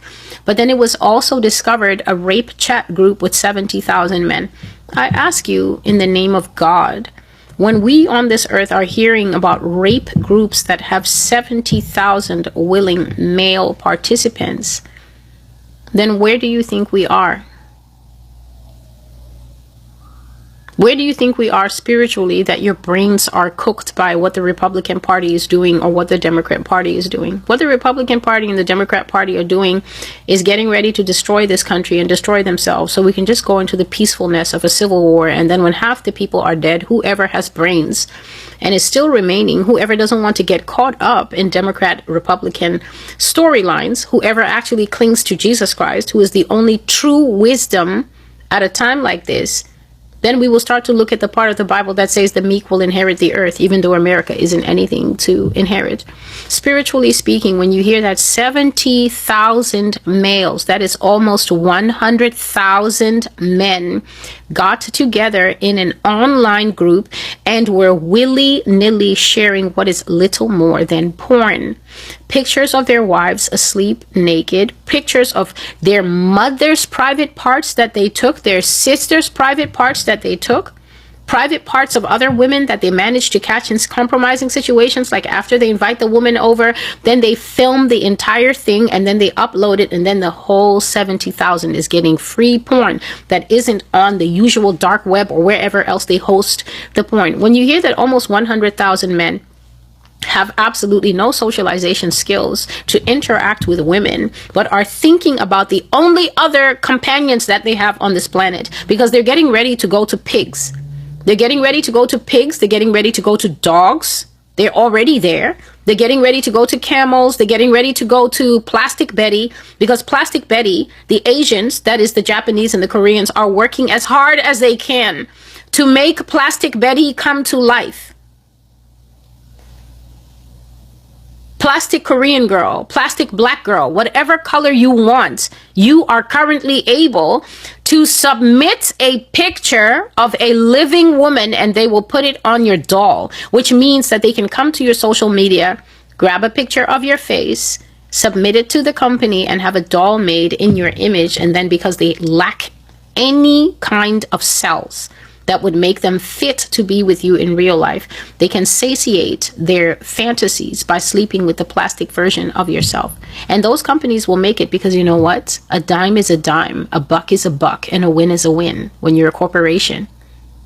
This is the world that we live in. And then you sit yourself at your house, some people, and your child is going out in a tank top still, in a world where 33-year-old men are interested in 15-year-olds. Right now, there is a breaking story of a man who is still free. Does this thing make sense to you? There is a black singer by the name of David who is currently being doxxed by all the people that watched him grooming a girl since she was 11. This man went on tour. His tour is a month long.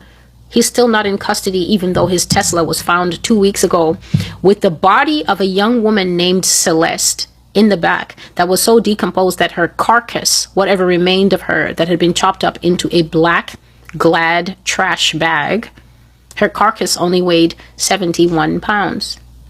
whatever remained of her meat and bones that had not yet decomposed. Ask me where this man is. He's singing his songs on stage. He's currently on tour. He has not been picked up by the police. His press team are still giving releases like right now. We can't comment on the case. Yet the whole world sat and watched him on this website or this platform that is called Discord, talking to an 11-year-old until she turned 13 or 14. She went missing for a few months. Her family was desperately trying to find her. She came back. She went missing, I think, in April of last year. She came back. She was around for a month. She went missing, and the child hasn't been seen until, let's say, roughly June of 2024. They found her 2 weeks ago. ID'd her either by hair or skin or teeth, whatever it is. ID'd her in the back of this man's car that was known to be her major associate. And now the kids are doing what they always do, right? They don't say anything. They just sit back with eyes. But now all of a sudden, TikTok is being flooded with images of a grown man that I myself saw. The hands of someone. My hands are small for an adult. Her hands were even smaller than my hands, rubbing him in a way across the face. He always kept her off camera, rubbing him in the face in a way that we all know is male-female intimacy. She was not yet 15-year-old. She will never be 15 years old. She died before she reached 15 years old. And the man is free, singing songs with questionable lyrics like, "In my mind, I killed you, and then you died. In my mind, I killed you, and then I cried." And then that heifer witch will say she's going on tour, and she will drag her child, who also, to my knowledge, is not yet 15, to come and dance in front of grown adults, and grown adults will see the over-sexualization of a child, Blue Ivy, right?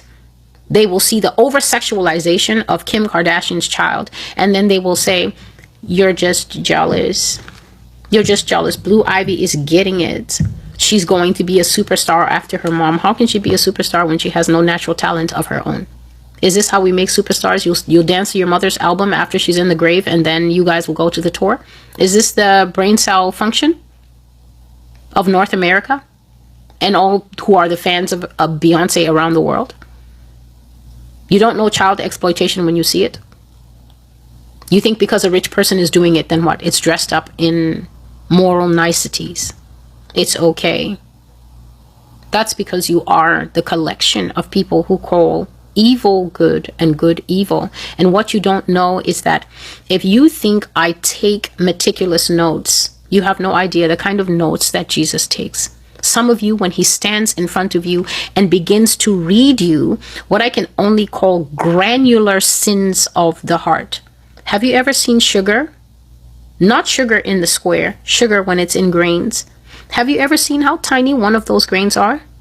That's how that man will be picking up your sins. The things, everything that you okayed in the mind, everything that you opened your mouth and said, "It's okay. You just don't understand." Are you jealous because she has a better job, a superstar job with her mom than you? Me? Jealous? When I was socialized by parents who didn't grow up in the dumpster? Why would I be? Dumpster thinking is what we have in these end days. And it's powerful and it's strong inside the same people that call the name of Jesus. That's why these children are at risk. A child is helpless when the mother is not paying attention. And the thing is, the heinous thing is, here's the catch-22.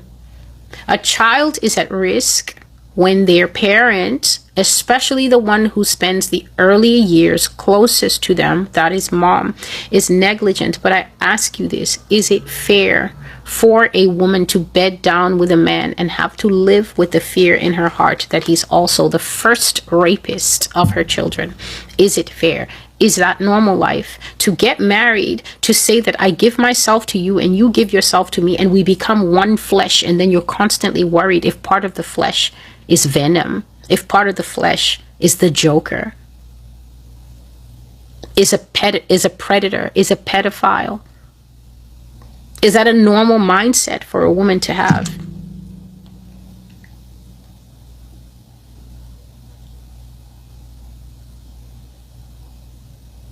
There's crushing out there for spirits. There's crushing taking place out there. This is an evil as old as our existence on the earth.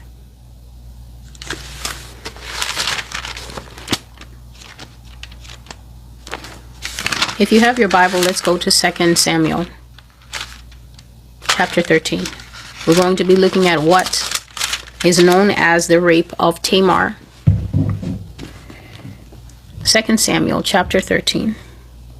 After this, Absalom, the son of David, had a lovely sister whose name was Tamar.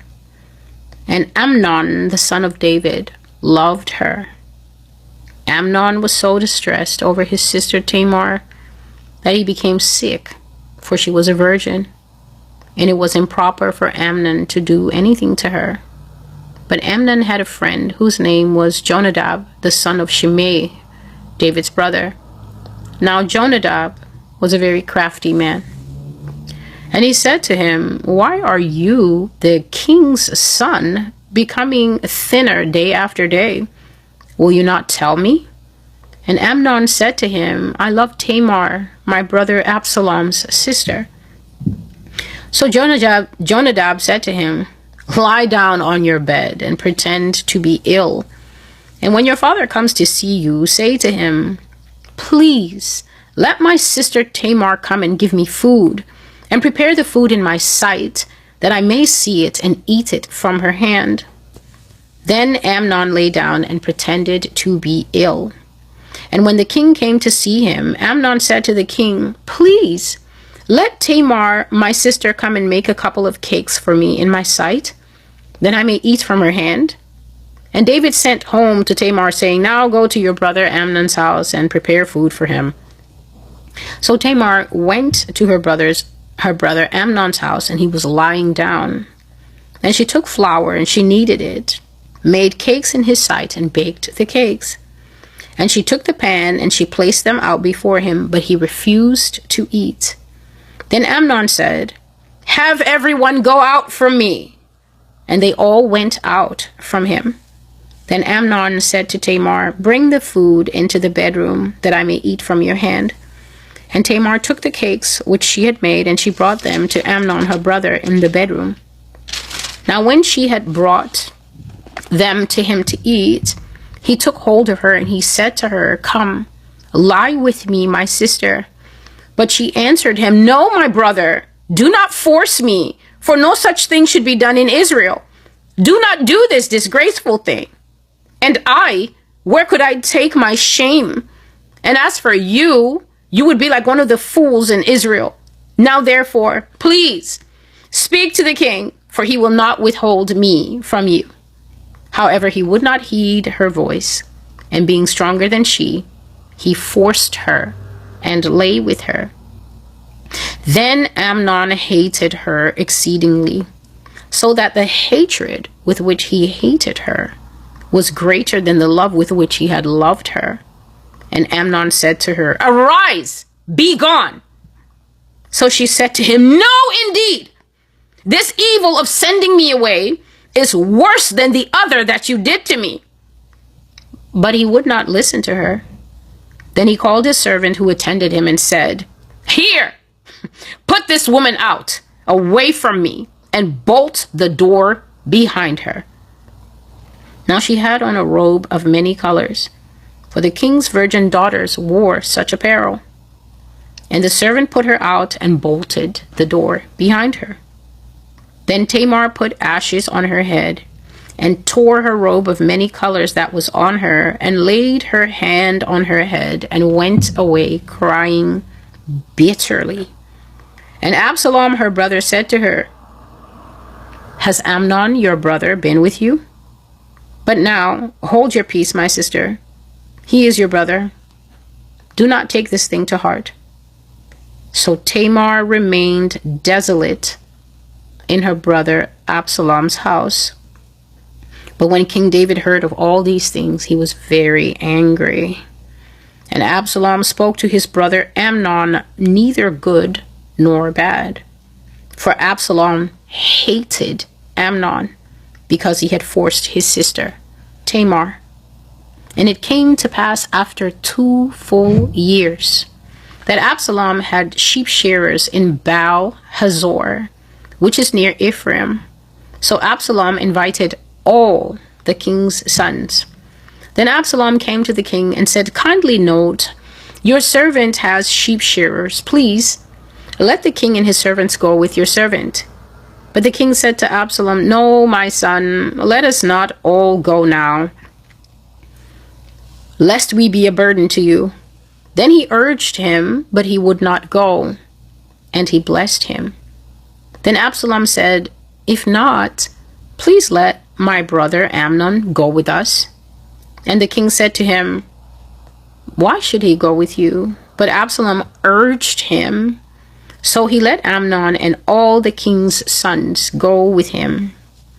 Now Absalom had commanded his servants, saying, "Watch now, when Amnon's heart is merry with wine, and when I say to you, 'Strike Amnon,' then kill him. Do not be afraid. Have I not commanded you? Be courageous and valiant." So the servants of Absalom did to Amnon as Absalom had commanded. Then all the king's sons arose, and each one got on his mule or his donkey and fled. And it came to pass when they were on the way that news came to David, saying, "Absalom has killed all the king's sons, and not one of them is left."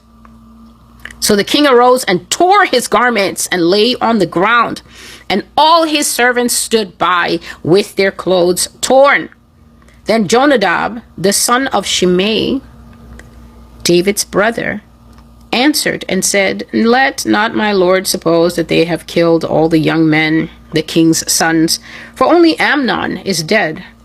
For by the command of Absalom has this been determined from the day that he forced his sister Tamar. Now therefore let not my lord the king take the thing to his heart, to think that all the king's sons are dead, for only Amnon is dead." Then Absalom fled, and the young man who was keeping watch lifted his eyes and looked, and there many people were coming from the road on the hillside behind him. And Jonadab said to the king, "Look, the king's sons are coming, as your servant said." So it is. So it was, as soon as he has finished speaking, that the king's sons indeed came, and they lifted up their voice and wept. Also the king and all his servants wept very bitterly. But Absalom fled and went to Talmai, the son of Ammihud, king of Geshur. And David mourned for his son every day. So Absalom fled and went to Geshur, and was there 3 years. And King David longed to go to Absalom, for he had been comforted concerning Amnon, because he was dead. Before I can begin to explain and to go over this Bible passage with you, the first thing I will say to you is what God spoke to me just now when I put the camera off, just less than a minute. The Lord said to me, "Tell them not to put themselves in compromising positions." So that is the first sentence that he spoke, and I will examine it before I go on to the rest. Tell them not to put themselves in compromising positions. So then let us look at God. No one can make God afraid, can they? God literally has no competition. Yah has no rivals. There's not a single being or creature or spirit or entity or man or woman or child on the face of the earth, in the heavens, in the parallel dimensions, under the earth, or anywhere else, even in the seas, that can ever put God to fright. This means that God has no natural predators, which means that God is not afraid of anything. And yet a being like that still possesses the wisdom to know that it is possible to put yourself in a compromising position where you can be hurt.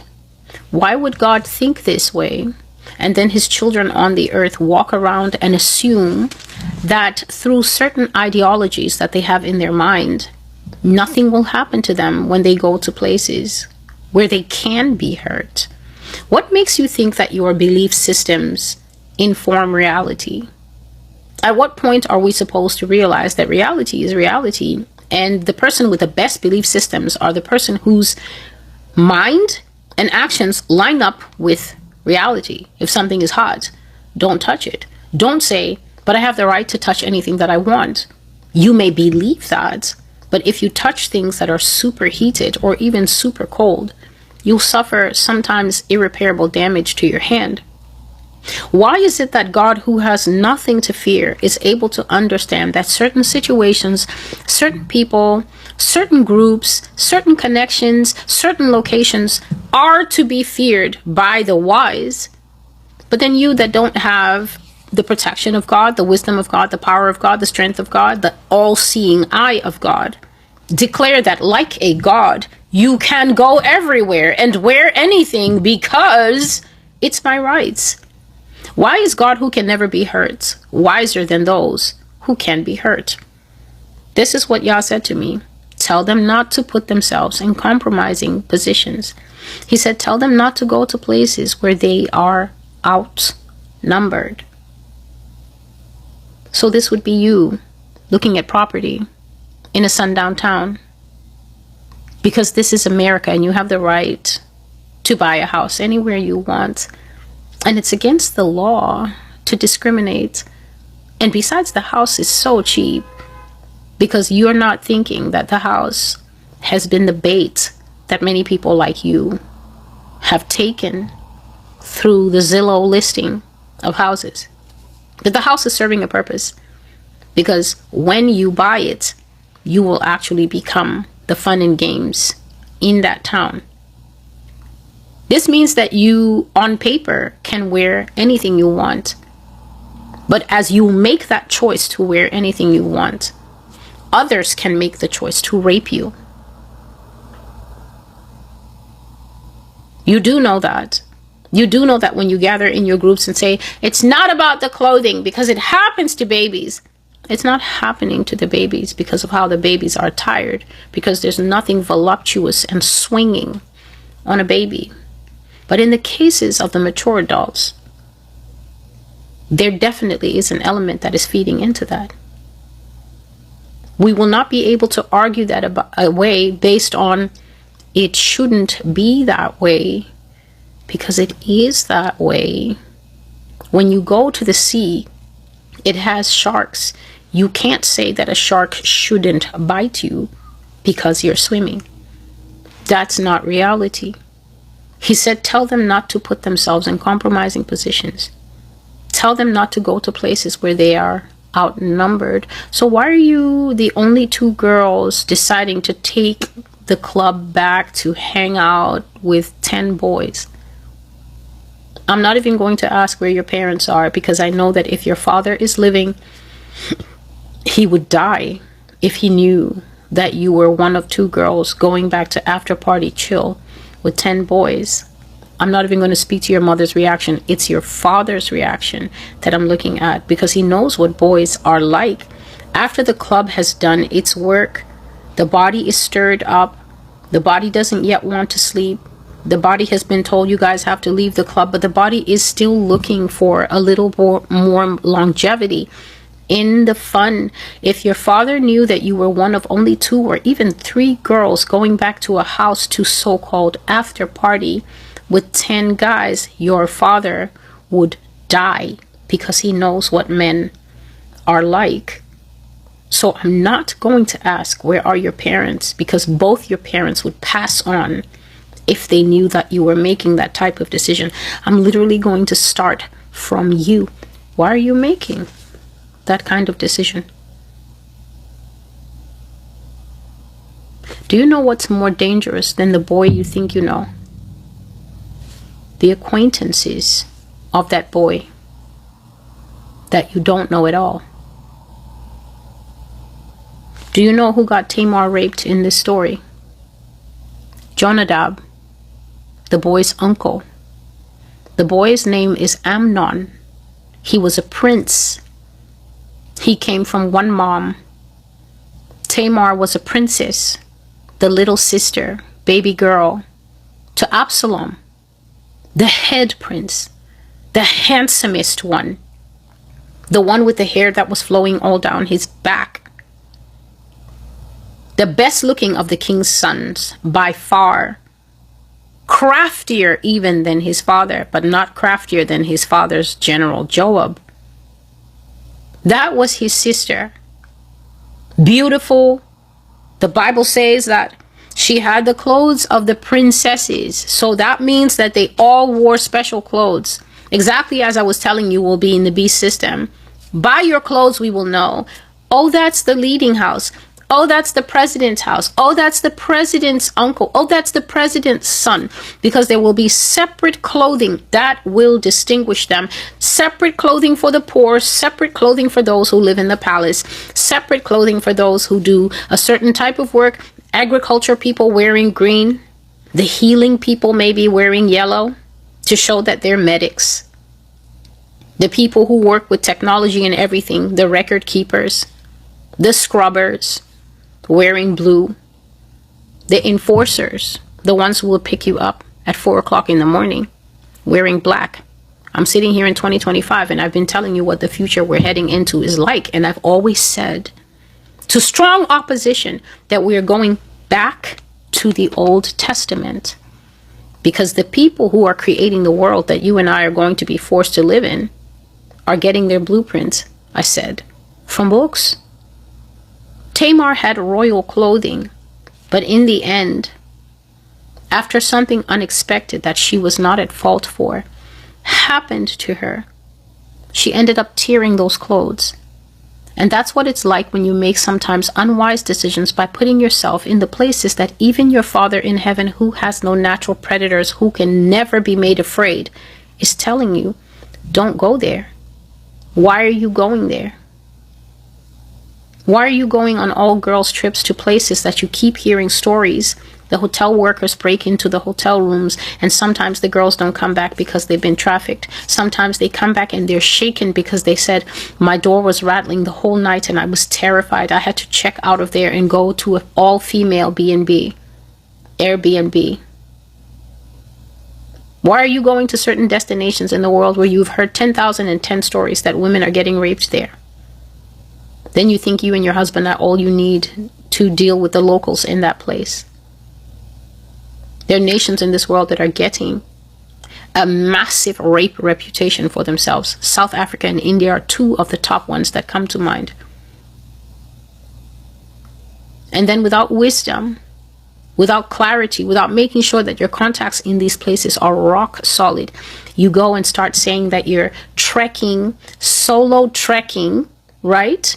Moving from place to place in locales that you literally know nothing about. This young woman had absolutely no reason to think that her half-brother, who had a different mom, same dad, King David, would do anything to her. But this story, when you look at the rape of Tamar in hindsight, it has so much richness to show you, where there's a slight moment like I had in the dream. That thought that's scratching your brain. I don't know if this is okay. And then you mute that thought. I said it was scratching because both brains were gone from my head. The victim's brain and my own brain that had seen in a previous dream her victimization. Something was scratching, but I said every time I tried to turn and look that thought full in the face. Do you know what it means to look at thought full in the face? It means that when something is looking at you right in the face, you acknowledge it. You acknowledge when that man in the office is too much on you. You acknowledge that that is never the man to accept a late shift with. Because that means he's going to be the only person when you guys go down to the parking garage at 9 or 10 to get out of there. He's going to be the last person that saw you when you go missing. There's a young woman on the internet that has her 3-part story up. Her coworker was the last person to see her. She went off to have something with him after they worked late. And then she wasn't feeling well. And the next time she woke up with all her teeth were broken. And she was stark naked. He had taken off all her clothes, and then he texted her, oh, after we were done hanging out, you suddenly had a big headache and you said that you weren't feeling well. He took off every stitch of clothes. She woke up with her entire front grill bashed out by brute force and no clothing on her. It's just the mercy of God. She's extremely beautiful, and the doctors did a fantastic job. You can barely think that anything happened to her, because according to her, her face, what that guy did to her, right? Her face was so brutalized that she said that the jaw was poking out through skin. She literally only has the most tiniest scar left, but her jaw came out the way that he beat her, the way that he broke all her teeth. She's not yet 30, and all of her front teeth are veneers or dentures or whatever they would put in your mouth when your original teeth are gone. All her clothes taken off of her. There's Airbnb stories, hotel stories, club stories, party stories. You're still going. Here's the wisdom I would like to share with you. It came to me this afternoon as I knew that I would have to come and give this message. This wisdom can apply to everything that you're doing in life, everything that we as a collective, that is human beings on this earth, will experience. The reason that most of you cannot get any benefit from the Master's Voice Prophecy blog is because you always think that the danger and the death I'm describing is for someone else. You may know that you think that way. The majority are not consciously aware that they think that way. It was coming to me very clearly today, because it wasn't just on my mind to say this. It was being put on my heart that the reason many people will get nothing out of a divinely created place like this, that it's meant to act like Joseph in the scripture, who God said of Joseph, God determined it that I would save many people alive. The reason that I, Celestial, lose many people alive is because it has not entered into the last days people, that it is the last days and that they can die. Many people are completely oblivious to the fact that death is willing to be a friend to them too. They will see the most heinous things that is made almost scarily available to us through social media. Social media comes right into your home and says, hey, right off that cake recipe, here's a story about a girl who got her legs chopped off because just after she graduated as the highest scholar in her class, she went out to celebrate on a boat with friends, got drunk, fell over, and the propeller took her 2 legs clean off in a moment of time. Star on the rise, confined to the life of double amputee disability.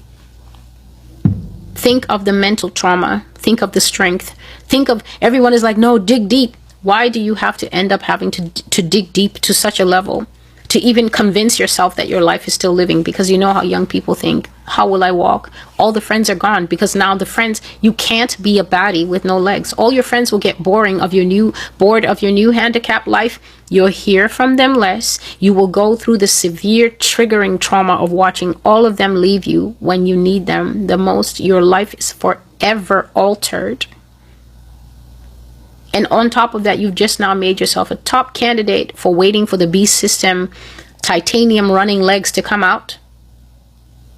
You will be one of the first people who will want to try that technology, not knowing of the viper that is inside the technology, waiting for the technology to help the blind, for it to help the handicapped, for it to help the war vets, for it to help those who have PTSD, for it to help those who are struggling against the fact that they can't adjust to getting older. The technology is there, but it has a sting in the tail. The viper is waiting for those who come and lock into the transhumanist agenda. Now, if you had your legs and you had Christ, you wouldn't care. But now you want to walk again, you want to run again, you want to date again. And so automatically, here's what, do you hear all the steps that one unwise decision for drinking landed this young person? And then people will say, oh no, it's her fault, she was drinking. Almost all young people drink. Alcohol is their best friend. They think that it's a necessity for them to celebrate the high points in life, which just goes to show you the mental isn't there. She's not different from any other young person, and she did not deserve that. There is no wheel of fortune in which it says, drink, lose your legs, drink, lose your legs, making losing your legs a natural consequence of drinking. Whoever does that is just wicked. What happened to that young woman falls under time and circumstance. Time and chance happen to them all, meaning that the wheel of life can spin and something wonderful can happen to you. It can spin again, and in 2 hours, 24 hours, 2 weeks, something devastating can happen to the same person. The only person who stops that wheel from just spinning arbitrarily is Yah. He is the only person that controls time and circumstance, whereby you just keep spinning, it'll keep landing on mercy, it'll keep landing on him protecting you, it'll keep landing on him saving you from your own jacked up decisions. It's only him that keeps that thing landing in the same spot. I love you, I'm protecting you, but stop pushing the wheel. With your hard-headedness and your sinful nature, and you thinking that you can always push the envelope and I'll always stop things from happening to you. Tamar went to see her brother because her brother came up with a plan.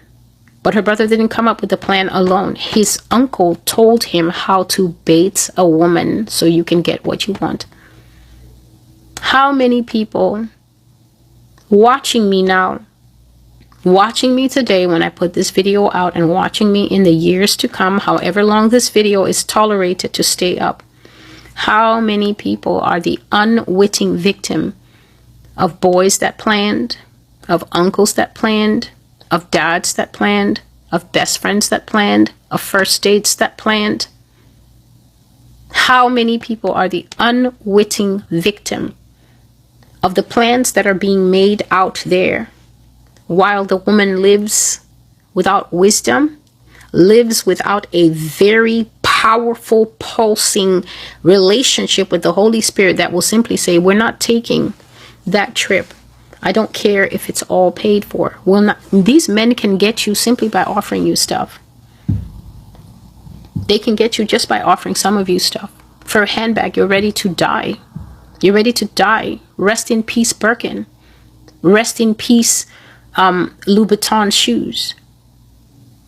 For a useless piece of leather that has been fashioned into something and given a value that it doesn't deserve, because none of those shoes deserve that value. None of those bags deserve that value. There's nothing on earth that's worth $250,000 as a handbag. The cow himself, when he contains the life of God, wasn't worth that much. How can derivative leather be worth that much? It's only the stupidness of Western society that has made you people think like this. And when I say you people, I'm speaking to every African, Italian, Asian, whoever girl that thinks that these things are worth this. Your worldview is warped, and therefore the things that you are tempted to do to pursue that worldview is similarly warped. There's no way you didn't come up in a home that doesn't let you know that those ugly Chanel bracelet stacks are cheaper than you would find in Ghana, than you would find in West Africa. The gold is cheap. The workmanship is shoddy. It's poor. There's like one little tiny trinket diamond. You look at a Nigerian girl on her wedding day. You look at an Indian girl on her wedding day. The gold that she's wearing is gold that has never seen the inside of that broken, busted up, empty Fort Knox. It's only in certain centers of the world that people revere things that are so poorly made, so cheap, so derivative, such terrible workmanship. I got in a cab and an Uber driver put his hands on the steering wheel, and the gold of his wedding band is better quality, brighter. He was either from Georgia, from Russia, or one of these Eastern European states. I recognized quality gold instantly, and I asked him, what carat is your ring? And he said, oh, it's 24. I have to be careful with it. And I said, because it scratches easily. And we both laughed. These people will give you 6 carats at best, 12 maybe with their eyes closed. Get ready with me. My bracelet was $24,000. You've been scammed. This other bracelet was $18,000. You've been scammed. This one was, I think it was 33,000. You've been scammed. For trinkets, for things, for toys, ugly toys, because you've never actually seen a Bengal girl getting married, an Indian girl getting married, a West African girl getting married, and seen what those ladies bring out in terms of ear gold, neck gold, arm gold, foot gold.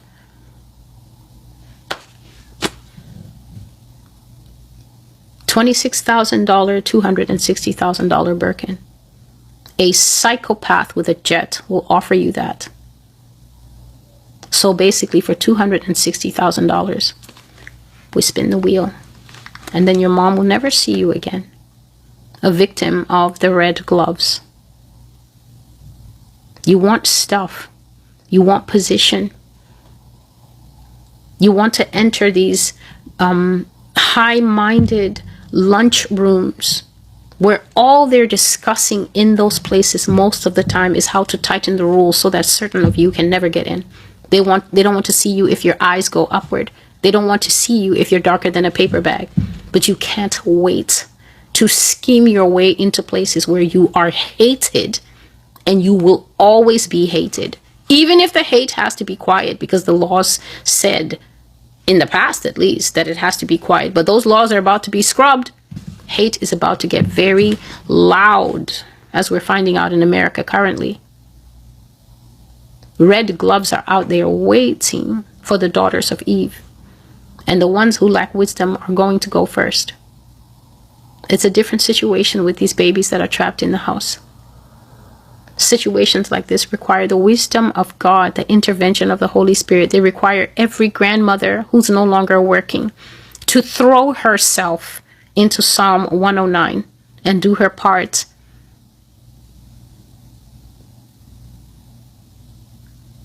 Tamar's dad had absolutely no reason to think that Amnon was a rapist. King David had absolutely no reason to think that Amnon was a rapist, but King David should have been concerned because King David surely knew his brother Shimei. King David should have questioned the friendship between his brother's son Jonadab and his own son Amnon. Amnon was pining for his sister. His half-sister, he wanted to marry her. He wanted to be with her. And Jonadab capitalized on a young man's lust and gave him a plan. They might have been 70,000 royals in a chat group. But as we can see in Tamar's example, sometimes all it takes is two men plotting on you to ruin your life forever.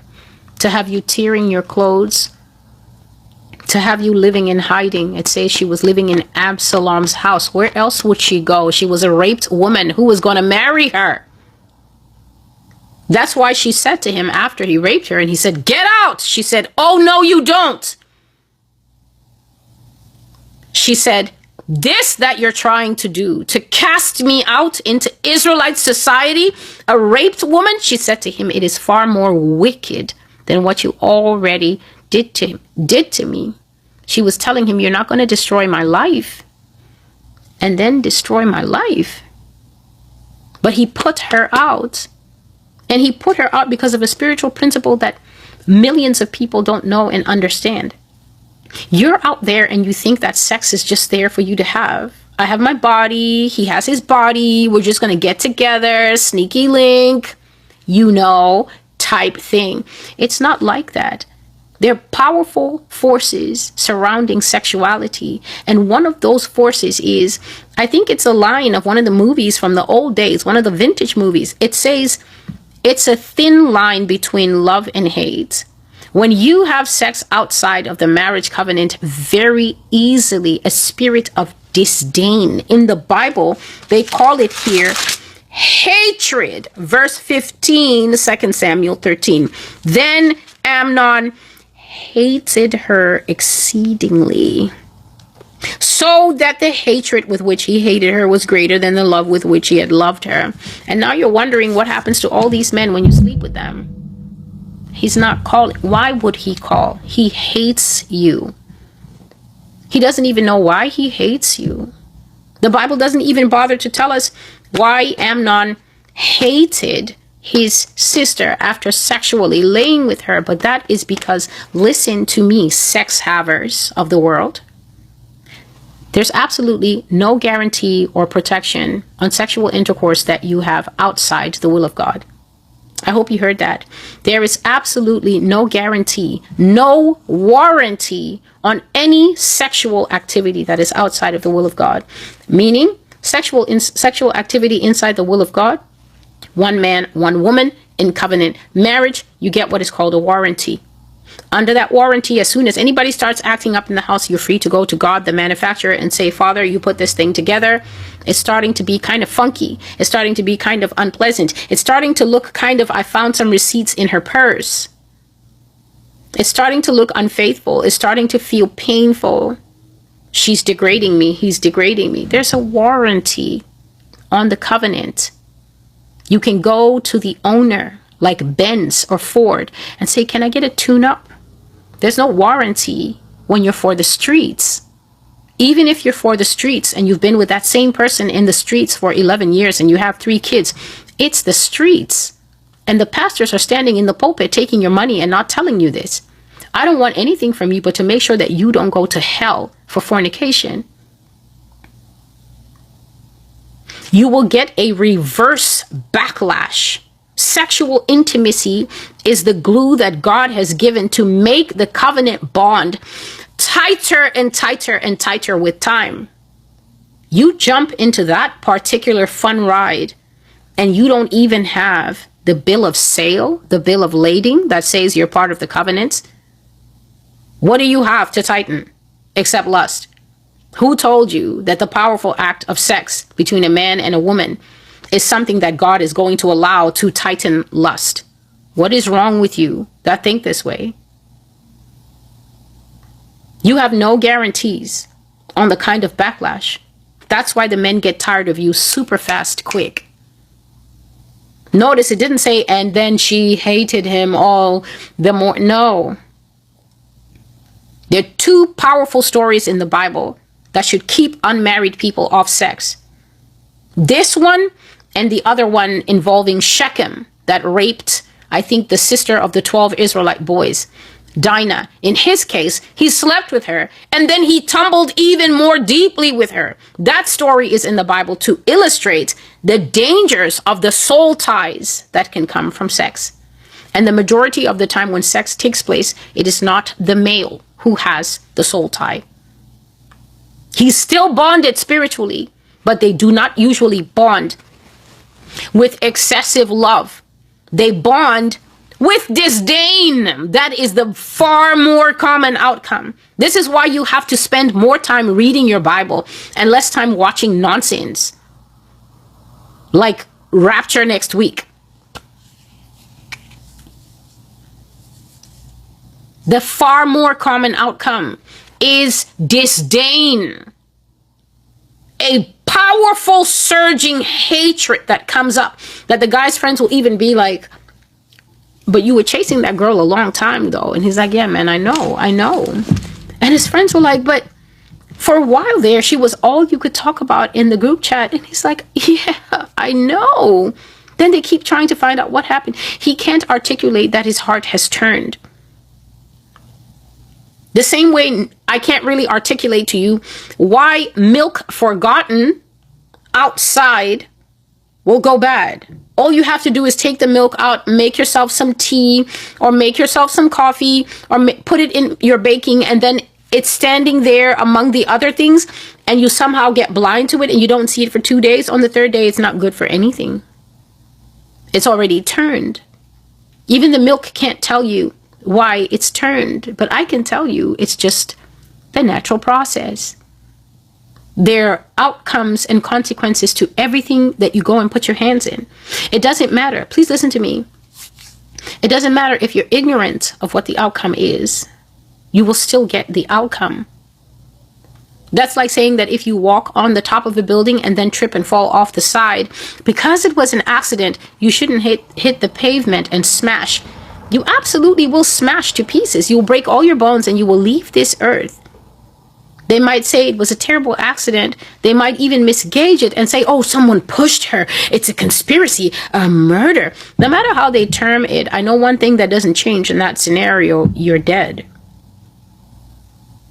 There are things in this earth that if you touch them, they will burn you. And sex outside of marriage is one of them. Going to unwise locations is another one of them.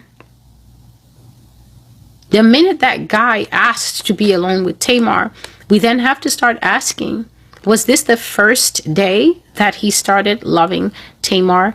No, because other people knew, like Jonadab. Why does a man want everybody else to be put out of the room and only you stay? And then you stay. Why would you do that? Why would you go counsel with the pastor in his office and then he says, let me just shut the door here for more privacy, and then you don't say, no, I'd rather actually Mother Bodkins to be in here with us if you're going to shut the door?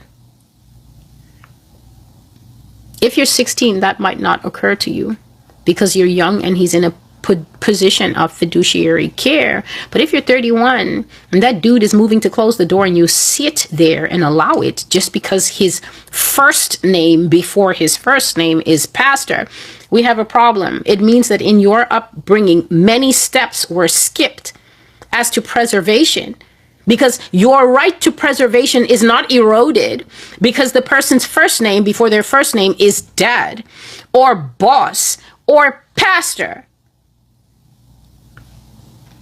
Your right to self-preservation is not eroded or dumbed down because the other person holds a higher position. In my lifetime, I wish that somebody had suggested to me that I seem like a bright young woman who could go far. But if just nobody has ever breathed those words to me, because my entire demeanor doesn't leave room for that. My entire demeanor, the way I carry myself, the way I speak, the way I dress myself, lets you know that I take myself to be a serious person. The fact that I'm needing a job, the fact that I'm here for an interview, it doesn't leave any room for you to do shenanigans. Because if you try it, there's something about my demeanor that would let a male know that the person who will be sad in that room is not me, should anything inappropriate be mentioned or said or suggested. Someone would be feeling like his belt came off and his pants were pulled down unexpectedly, and it wouldn't be me.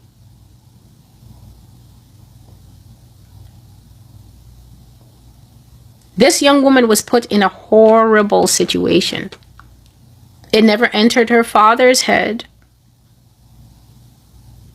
It might have entered the servant's head, because the servants stand next to Amnon every day. Your nanny knows that your husband is abusing your child, but she knows that you would fly off the handle like a scalded cat if she says anything. She's watching baby girl suffer, and she's stuck because she's all the way here from Philippines and she needs the job. But she knows that you're married to the devil, and she knows that baby girl is suffering, and she's staring at you with eyes that will slowly start to hate you, because she's wondering, how can you bring flesh into this world and you can't see what's happening to her, what's happening to him? How can you not see your baby getting thin?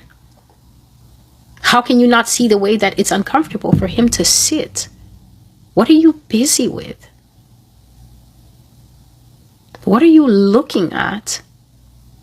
What are you consumed with if it's not your children that you brought in this world? You may not even be able to piece together that the monster is in the home, but why can your eyes not see the light fading off of the flesh that you made? Why are you not checking their bodies in the bath? Why are you not aware of their demeanor from day to day, so that even if the nanny was the abuser, you would be able to detect the very obvious and graphic changes in little one's behavior once somebody has started touching them?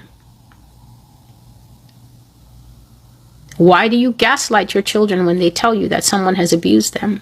Why do you accuse them of being prostitutes who are going after your man? You go outside and you bring absolute trash from the demon holes of hell into the house and proudly call it your boyfriend. When you see his eyes looking at your daughter in a way that every woman knows is wrong, instead of breaking up with him and putting that predator out of the house, you get angry at your daughter and you tell her you're carrying yourself in a way like you want to take my man. All colors of women do this. You think you're going to stand in front of Jesus and hear, well done, commendations. You hear how this one incident destroyed a family. The Bible goes on to say that in the end, this was part of the downward slide of how Absalom ended up losing his life.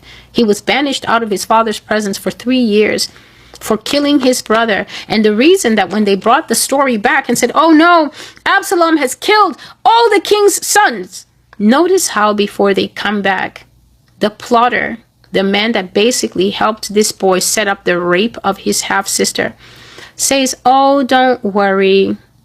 All the young men are not dead. Only Amnon is dead, for it was settled in his brother's Absalom's heart to kill him from the day he raped Tamar. Why do you not see these questionable best friends in the so-called man that you've fallen for? Why can you not see that the day you ever lose your sobriety around that man, he will rape you because he secretly hates your boyfriend? Or he secretly wanted to talk to you first? Do you not know that this earth has what is called despoilers? Do you know what it means to despoil? You can look online and simply look for the word spoil and put DE in front of it and ER at the end of it. But I would rather describe to you the character of a despoiler. He's like a boiling hyena that will never be satisfied until the entire landscape is destroyed. Despoilers are the kind of people, both male and female, who don't mind spoiling everything, even if they also spoil it for themselves.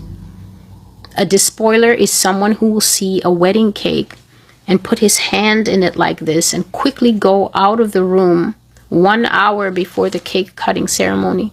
He wants to see the shock of the caterers. He wants to see the tears of the bride.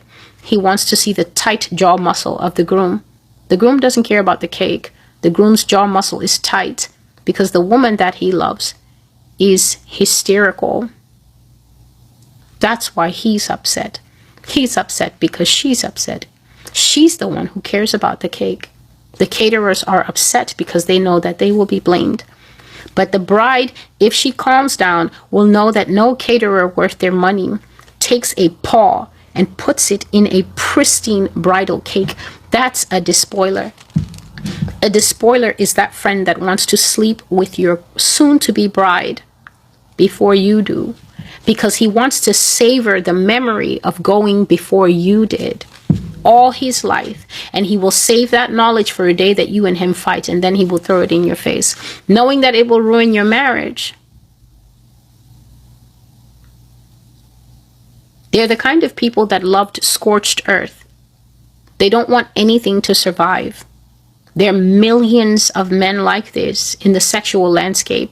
You either date them directly, or they will be standing close to the pretty decent man that you want to date. Because men are not always too switched on about who their number one, number two, and number three are. They figure if a man is pretty decent, he's okay, he's a great guy. But now I see Gen Z who have so much more social awareness than the other generations. I see a ton of Gen Z boys putting up videos and saying, I had no idea that my best friend was a predator until this and that happened. I had no idea that this guy who has been in our circle for 5 years was a predator. The young man said, until we went out and there was a girl who was so drunk that I kept saying, I don't think it's wise for you to be here. And he said, I had somewhere else to be, but something wouldn't let me leave her. And so I went to get one of our guys and I said, hey, watch her. I have somewhere else to be. And he said he was heading out the door and a girl walked in and saw the girl And he and this girl knew each other. And she said, oh no, who left her with XYZ? And he said, I did. He's a good guy. He's been a part of our group for 5 years. The girl then proceeded to show him screenshots and show him online information that this guy was up to 4 rape accusations so far, no convictions. 4 women. He's the common denominator. The guy went over there and snatched the girl away from him. And then to his credit, I think he told the rest of the friend group, hey, we're not going to be moving with this one. He's actually an undisclosed predator. That's because men don't actually host deep dive parties when they meet. Male friendships are, I walk up, I'm with my boy, there's another guy, you're with your boy, we're only meeting guy A, but if guy B is there, we all go, hey, hey, hey, and before you know it, guy B is now part of the group. That's it. You don't need to know anything about guy B. The 3 who are the main triangle, just because one angle of the triangle is with him, they turn it into a square. He can be with us too. Female friendships are not like that. There's a ton of Jonadabs waiting for women who lack wisdom. There are a ton of Jonadabs next to men who would pursue you the right way, but Jonadab is like, why do you need all that energy? Just use a roofie, dude. You don't even know if you're going to like her like that. You might as well sample the merchandise, and then if you still like her, then maybe. And men can be highly suggestible. A man who likes you can be persuaded by Jonadab to do that. Amnon loved this girl, but Jonadab told him, what's with all that? You're the king's son. Just take it. And then he took it. And then we see the aftermath, which is that he hated this woman exceedingly. Sleeping with a man gives you an almost 90% chance of being hated exceedingly. Having you follow them in the street, call them, cuss them out, block, unblock, cycle of destruction and dystopia. Why? Why? Because of lack of wisdom, because of the operation of lust. Because in this day and age, people think that people like me sitting under my bed sheet are extremely old-fashioned, and we don't understand. But we do understand, because we have robes. We have robes that we are wearing. Let me show you in the Bible that we have robes that we don't want torn.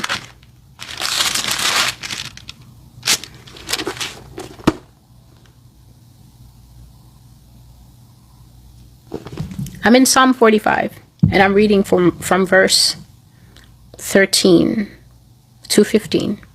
Let me show you that God has put robes on his daughters, but many are either slitting it down the front and letting everything hang out, or they're slitting it on both sides because they want to show their junk in the trunk. Psalm 45 and verse 13. The royal daughter is all glorious within the palace. Her clothing is woven with gold.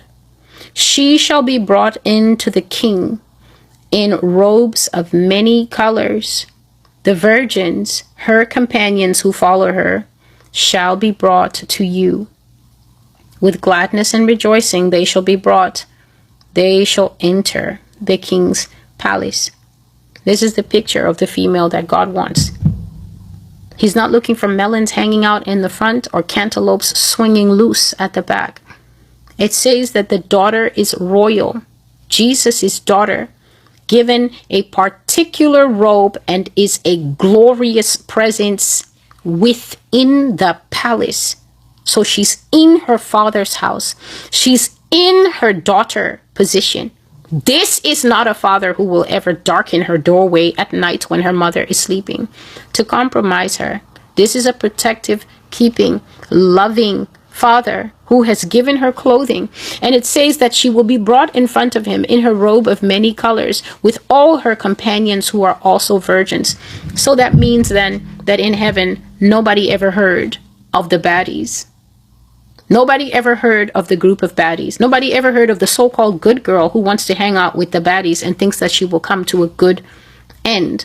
And what is the end of these women? Is it tears? It says, no, they'll be brought before the king with gladness and rejoicing. They shall be brought. They will enter the king's palace. The first description of the palace is when you are actually living your life here on earth before the Father.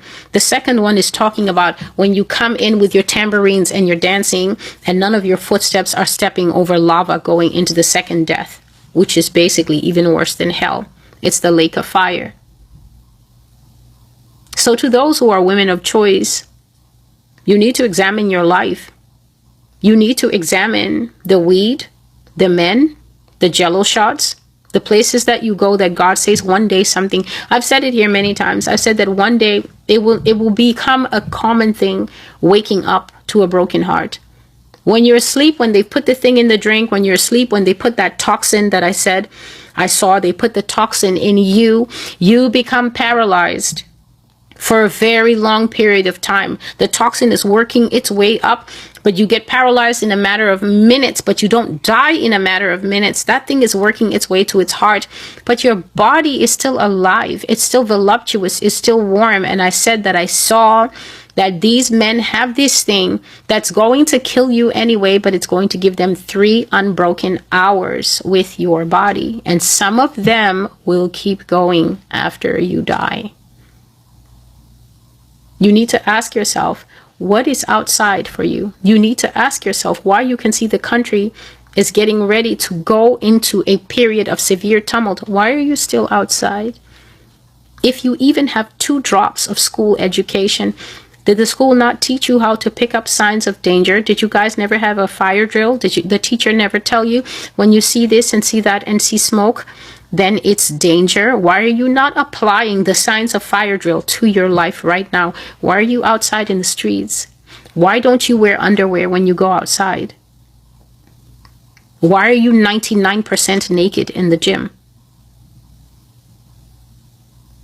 Because your earlier socialization, Western socialization, has permeated to all corners of the world. Your earlier socialization has told you that you have rights, that you can dress anyhow, do anything. And because you have rights, well, I'm Celestial Revival. I'm a daughter of the Lord. I'm wearing my robes, and I'm here to tell you that we are now in rule-breaking, right-breaking season. You have rights. Somebody else thinks that they have the right to break that right. And if he happens to be male and stronger than you, you are going to join the Red Glove Society and be one of those who are now crushed in spirit. God bless you. This is the word of the Lord. The title of the prophecy that you have been listening to is called The Red Gloves, a story of those crushed in spirit. The date is September 19, 2025. I'm Celestial, and this is the Master's Voice. Until I see you again, goodbye.